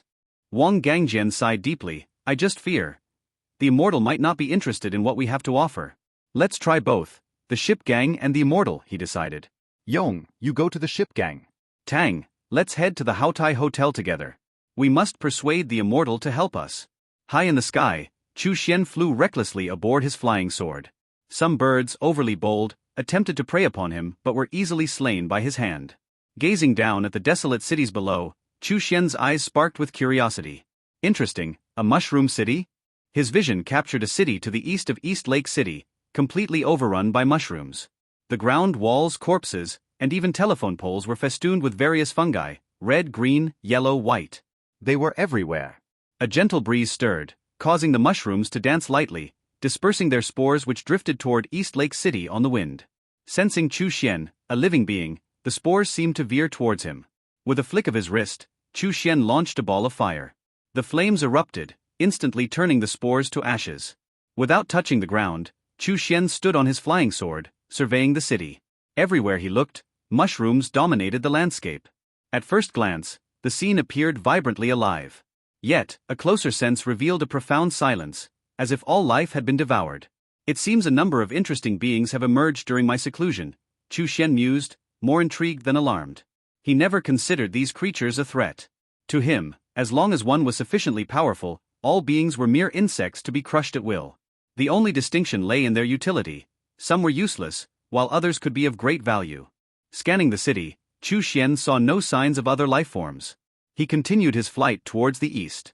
Soon, he crossed the borders of Linjiang Province, reaching the boundary of Hanhai Province. Hanhai Province, he noted. There are even more mushroom cities here. If I recall, the dominant force in this area is Shipgang. Chu Xuan looked down at the mushrooms spreading across the land like a malignant growth, deep in thought. Hanhai Province, Yuhai City. This city was the capital of Hanhai Province and the core territory of the Shipgang. It should have been the safest place. However, it was now overrun by mushrooms. Gunfire echoed through the streets and alleys as mushroomen fell, only for more to rise in their place. Those survivors who were slightly contaminated or had inhaled mushroom spores underwent drastic transformations within an hour, and without prompt medical intervention, they too would join the ranks of the mushroomen. These terrifying mushrooms were thus able to sweep through areas unchecked. Die! Bellowed the old captain, his muscles bulging alarmingly, his arms now thicker than his thighs. He swung a massive, heavy ship anchor, smashing a mushroom person into a pulp. He was a powerful level 4 enhanced superhuman, specialized like most in his class, with arms that could expand to 4 times their normal size, allowing him to swing weights far beyond normal limits. Taken from Royal Road, this narrative should be reported if found on Amazon. Old Lu. Another wave of mushroomen is coming, stop them, the old captain roared. However, there was no response from that direction. With a fierce stomp, the old captain crushed the head of a mushroom person underfoot and moved to higher ground for a better view. To his horror, he saw that a superhuman squad in that area had been overwhelmed. His familiar comrade, Old Lu, had mushrooms growing on his left side. Sanity and madness flickered across his face as if two people were struggling in a tug-of-war. Barely holding on to his sanity, Old Lu drew a short knife from his belt and stabbed it into his own arm. The intense pain momentarily gave him the upper hand over the madness. Captain. Kill me, he pleaded. But in the next instant, he lunged ferociously at the old captain. The mushroomization had enhanced his physical strength. Within 3 seconds, he was upon the old captain, his mouth filled with mushrooms opening wide to spray spores. Rest in peace. Old captain's face filled with sorrow, swung the anchor hard. With a sickening crunch, Old Lu's head was smashed into the concrete, mixing red blood and white brain matter. His body twitched momentarily before finally going still. In the distance, intense gunfire continued. Soon, a squad fighting a retreating battle joined the old captain. The leader of the squad was a robust man named Feng Biao. Like the old captain, he had been a fisherman in the East Sea before the zombie outbreak and had fortunately awakened his talents to become a superhuman. How about the north area? Old captain inquired in a hurry. Feng Biao shook his head and spoke in a low voice, "It's fallen. Everyone else is dead except for us." Old captain's face turned dark. Just a month earlier, sporadic mushrooms had begun appearing around Yuhai City, but no one was concerned. After all, the ship gang had previously repelled an attack by a group of mushroomen with ease.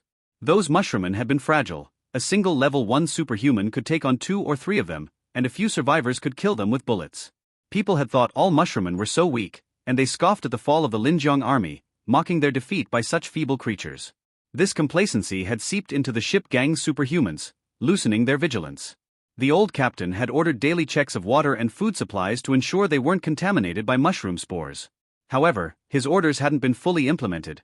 A failure to fully comply with such measures meant total non-compliance due to the contagious nature of the spores. As a result, a flood-like spread of mushroomization engulfed the north, south, and west districts. Within days, these areas saw a surge of mushroommen, killing countless ordinary people under the ship gang's protection, transforming them into more of their kind. The only apparent escape for the ship gang seemed to be to board ships in the eastern district and flee to sea. But the old captain knew that this was tantamount to seeking death. The ocean was now even more terrifying than the land. Who knew how many sea creatures had mutated in the deep ocean, their enormous bodies possessing immense strength? A mere thrash from them could likely whip up massive waves capable of capsizing ships. Taking to the boats was a desperate last resort. But it seemed now that it was the only option left. The Linjiang army has already disintegrated, and Yi Nanshan's whereabouts are unknown. Who else can we count on? For the first time, a look of confusion appeared in the old captain's eyes as he glanced at the few remaining men beside him. Feng Biao, seeing the confusion in the eyes of this normally steadfast leader, sighed deeply. The ship gang, the largest force in Hanhai province, could it too disintegrate like the Linjiang army, each man fighting for himself? Let's go, withdraw to the eastern district, and get on the ships, old captain commanded gravely. We'll stay close to the coast and avoid the open sea. Yes, Feng Biao and the others nodded. Boarding the ships was a last resort, perhaps even a case of drinking poison to quench thirst. But dying later rather than sooner still made a difference. By preserving their lives now, there might still be a chance for a resurgence in the future. However, as they broke through the encirclement of mushroommen and reached the eastern district, they found the squad left to guard the area standing still, their eyes vacant and bodies occasionally twitching. Their bodies were already sprouting various colorful mushrooms. Among these people stood a yellow figure with a strange, umbrella-like cap. It didn't resemble a mushroomman but rather appeared to be a humanoid formed from mushrooms. My name? Stinkhorn. Pleased to meet you. The yellow figure lifted its head and surprisingly spoke to the old captain and the others. The faces of them went pale. Did I hear that right? Did it just speak our language? A commoner cried out in horror, and the others were similarly terrified. Though the speech was halting, it was unmistakably human language. Several years had passed since the zombie outbreak, and they had seen all manner of strange creatures, but never a supernatural being that could talk. Flesh is frail. Join me, become mushrooms, Stinkhorn laughed heartily. Suddenly, the mushrooms all over its body erupted, spewing out a massive cloud of yellow spores, seeming to engulf the old captain and the others in the next instant. Just then, a bird covered in mushrooms flew through the crowd to Stinkhorn's side. The bird's voice was hoarse and grating. Retreat, hurry. The immortal is coming for you. Stinkhorn paused, confused. The immortal? Impossible. Isn't he always in East Lake City? I was about to assimilate them. Can't retreat. The mushroom bird spoke again. This is an order from Ink Cap. Stinkhorn frowned. Big brother? All right. The cloud of yellow spores it had just released suddenly withdrew, and sucked back into Stinkhorn's body. Stinkhorn looked at them deeply, wanting to leave but hesitating, as if undecided. The old captain and Feng Biao prepared to defend themselves, but seeing this, they were momentarily stunned. What's happening? Neither fighting nor fleeing. What does this mean? Consider yourselves lucky. Stinkhorn snorted coldly and turned to leave. However, just as it turned, a black chain like a giant python descended from the sky. In the blink of an eye, it enveloped Stinkhorn completely, binding it tightly like a rope. Stinkhorn was stunned, instantly filled with shock and rage. Immortal. The immortal's coming. The mushroom bird cried out, flapping its wings frantically, attempting to escape. You could be reading stolen content. Head to Royal Road for the genuine story. Whoosh. A fierce gust of wind blew, causing the old captain Feng Biao and the others to shield their eyes. When they looked again, Stinkhorn was nowhere to be seen. The mushroom bird had been split in two, its flesh and mushrooms mixed into a gruesome paste, lifeless on the ground. Feng Biao looked around in astonishment. Where did the yellow mushroom go? The survivors exchanged puzzled looks. Where had it gone? The old captain mulled over the word repeatedly. Immortal? What were the mushroom bird and the mushroomman talking about? Suddenly, as if receiving a signal, the mushroomman began to retreat like the tide. The survivors, standing atop the ruins, looked up to the sky, crying tears of relief and joy. We survived. We made it. At Chu Xuan's nod, Bao was the first to rush forward, grabbing the roasted mushroom and devouring it eagerly, savoring every bite. Who had taken several bites and then, from the remains of Stinkhorn's head, he unearthed an irregular yellow crystal, presenting it to Chu Xuan as if offering a treasure. What's this? Chu Xuan examined the yellow crystal, deep in thought. It appeared to be Stinkhorn's psionic core.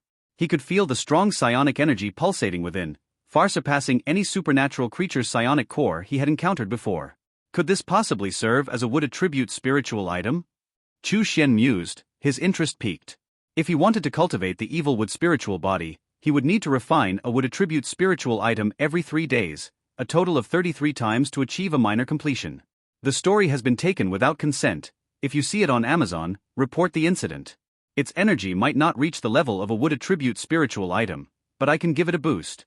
Chu Xuan recalled another method from the blood evil demon refining scripture. For righteous cultivators, spiritual items were rare treasures, obtained either by spending a fortune in markets or by searching through mountains and rivers over long periods. But for demonic cultivators, spiritual items could be created, provided one had a suitable seed. For wood attribute spiritual items, a wood attribute seed was needed. To Chu Xuan, Stinkhorn's psionic core seemed an ideal candidate. To create a wood attribute spiritual item, a significant amount of wood attribute beings is needed. Fortunately, there is plenty of mushroom in here. Chu Xuan smiled. He instructed, all of you, go out and capture as many mushroomen as you can. The more the better. Roar, roar, roar. The 3 corpse puppets roared and streaked out like 3 flashes of black light. Chu Xuan then selected a flat piece of land and began to set up an array. The array for creating a wood attribute spiritual item was called the 100 Woods Nurturing Spirit Array. It sounded like a righteous cultivator's array, but it was, in fact, an unequivocal demonic array. This was because cultivators possessing a wood attribute spiritual root could also be thrown into this array as nourishment to foster the wood attribute spiritual item. In the sprawling expanse of the Great Dream Marsh, located at the tri-province junction of Hanhai, Linjiang, and Jingshan, a vast and vibrant ecosystem thrived. Before the zombie outbreak, it was the largest ecological preserve in the Han country, attracting numerous tourists daily to explore its native flora and fauna. Known for its diverse fungi, over half of the country's mushroom species were discovered here. No one had anticipated that after psionic energy enveloped the globe, these fungi would develop sentience and form a massive collective. At this moment, thousands of mushroomen lay in wait within the marsh, ready for orders. High above, 2 distinct mushroom figures stood. On the left was a small, dark figure almost entirely obscured by a black cap. On the right stood a robust, emerald figure with a green cap. Big brother, I was about to fully assimilate the human forces in Jingshan province. Why call me back suddenly? Green Cap asked in a low voice. Ink Cap responded gravely, the 4th brother was captured by the immortal. Green Cap was taken aback. Captured by the immortal? We must rescue him quickly. Ink Cap shook his head, his face expressionless. No, abandon him immediately. The immortal's terror, I have long witnessed. I estimate he's already dead. Green Cap dared not argue. Among the 4 brothers, Ink Cap was the strongest and wisest.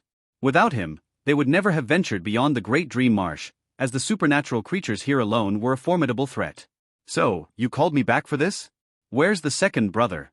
Green Cap asked again. Ink Cap nodded. The 2nd should be on his way back now. The immortal has made moves. We don't know if he's targeting us. Let's lay low for a while and watch his actions. Green Cap suddenly asked, what if the immortal comes for us? Ink Cap shook his head. It will take the immortal some time to locate our stronghold. Even if he finds it, reaching here will take him time. I've hidden many mushrooms around the Great Dream Marsh. They will detect any approach by the immortal immediately. Don't worry. Green Cap nodded. Alright then, I'll follow your lead and remain hidden for now. Just then, a sword hum pierced the sky. A figure in black, standing on a flying sword, appeared abruptly before them. It's too late to think of hiding now, Chu Xuan said with a smile, looking at the 2 mushroommen. Ink Cap and Green Cap were both startled. They had just been discussing the immortal a moment ago, and now he was already there in front of them. Li Taimu, who a second before had been furiously questioning why Chu Xuan hadn't dodged, now stood frozen, his angry expression solidifying on his face. I. Xiong Xing laughed heartily. See. I told you he had a trick up his sleeve. He really isn't afraid of the evil energy. You are quite remarkable, worthy of being the main soul of my formation. Chu Xuan calmly nodded, acknowledging the python's strength. The python roared in anger. Though it didn't understand what a main soul for a formation meant, it knew it was being underestimated. Throughout their encounter, Chu Xuan had never regarded it as an equal opponent. Despairingly, the python let out a mournful howl and, dragging its half-severed body, launched one final attack on Chu Xuan. Its gaping maw seemed intent on swallowing Chu Xuan and the surrounding space itself. "Your journey ends here," said Chu Xuan, unmoving, simply waving his hand casually. A crimson chain suddenly whipped out, and with a snap, the python's head was severed cleanly. The giant snake's eyes still held anger and resentment, unaware it had already perished. With a simple gesture, Chu Xuan performed a spell and yanked forth. The white soul of the python was forcibly extracted. "Is that a soul?" People watched in utter shock. Soul extraction. This was truly something only an immortal could accomplish. Wang Gangjian and his group looked upon Chu Xuan with a mix of reverence and fear. Xiongxing, Li Taimu, and the soldiers of the Linjiang army also shed their pride completely, filled only with deep awe for Chu Xuan. Flight. Soul snatching. What else could these be if not the methods of the immortals? In Xiongxing's heart, regret now swelled boundlessly. If only he had sought out this mysterious immortal 3 times, inviting him to join their fight against the python at the Haotai Hotel, the outcome might not have been so tragic. Key members like Lin Xiao of the Linjiang army might not have died. All this was due to his arrogance and his pride, leading to the worst possible outcome. He was filled with deep remorse. "It's not your fault, Brother Xiong. Nobody expected he was an immortal," Li Taimu said, trying to console Xiongxing. "Before coming here, I even told Xiaoer that there are no such things as immortals. If there were, they would have saved this planet before the apocalypse even began," he added. Xiongxing sighed deeply, nodding slightly. After extracting the soul of the 2-headed python, Chu Xuan also took its body away. Having completed these actions, he stepped onto his heavenly star-flying sword and vanished without a trace, leaving behind a crowd filled with gratitude. Chu Xuan's intervention wasn't to save anyone, it was merely to slay the python to obtain a main soul for his formation. The people's grateful tears meant little to him. Li Taimu spoke quietly, "Brother Xiong, the 3rd-level psionic crystal is gone. How are we going to explain this when we get back?" Xiongxing replied gravely, "It's gone, and that's that. As long as it didn't end up with the ship gang, it's fine." After a pause, he added, "Send word of today's events back to headquarters." Okay, Li Taimu nodded. Haotai Hotel, rooftop. The wind howled as Chu Xuan landed smoothly. He released Long, Hu and Bao from the tower and casually tossed out the massive body of the 2-headed python. Long, curious, crouched down to examine the python's body. Hu, as always, stayed close to Chu Xuan, not moving away. Bao, in a blink of an eye, had a piece of the snake's tail in his mouth, crunching away happily. Hu glanced at him and gave him a shove. Ho ho ho. Roar. Hu seemed to scold Bao for disturbing their master. Bao whimpered pitifully and was forced to spit out the snake's tail. Chu Xuan watched their antics with amusement. "You two did well this time, here's the reward." With a flick of his fingers, he sent 2 dusky earth evil pills flying towards them. Hu and Bao's eyes lit up as they caught and immediately swallowed them. They didn't know what these were, but instinctively craved them. So without a second thought, they ate them. Hu and Bao had already reached the 8th level of corpse soldiers. One more step, and they could attempt to become corpse generals. Feeding them earth evil pills now could speed up this process. Chu Xuan still had plenty of earth evil pills left, enough to advance all 3 of his corpse puppets to the rank of corpse generals. Long also caught the scent of the earth evil pills and his eyes turned green with envy. As for the body of the python, just let ordinary corpse puppet eat it, Chu Xuan thought, waving his hand and releasing a dozen more corpse puppets from the tower. These corpse puppets might not be as formidable as Long, Hu or Bao, but they were still significantly stronger than ordinary zombies. A little cultivation would do them good. Perhaps they would be needed as cannon fodder in the future. Ensure your favorite authors get the support they deserve. Read this novel on Royal Road. At their master's command, the corpse puppets surged forward. Dinner time.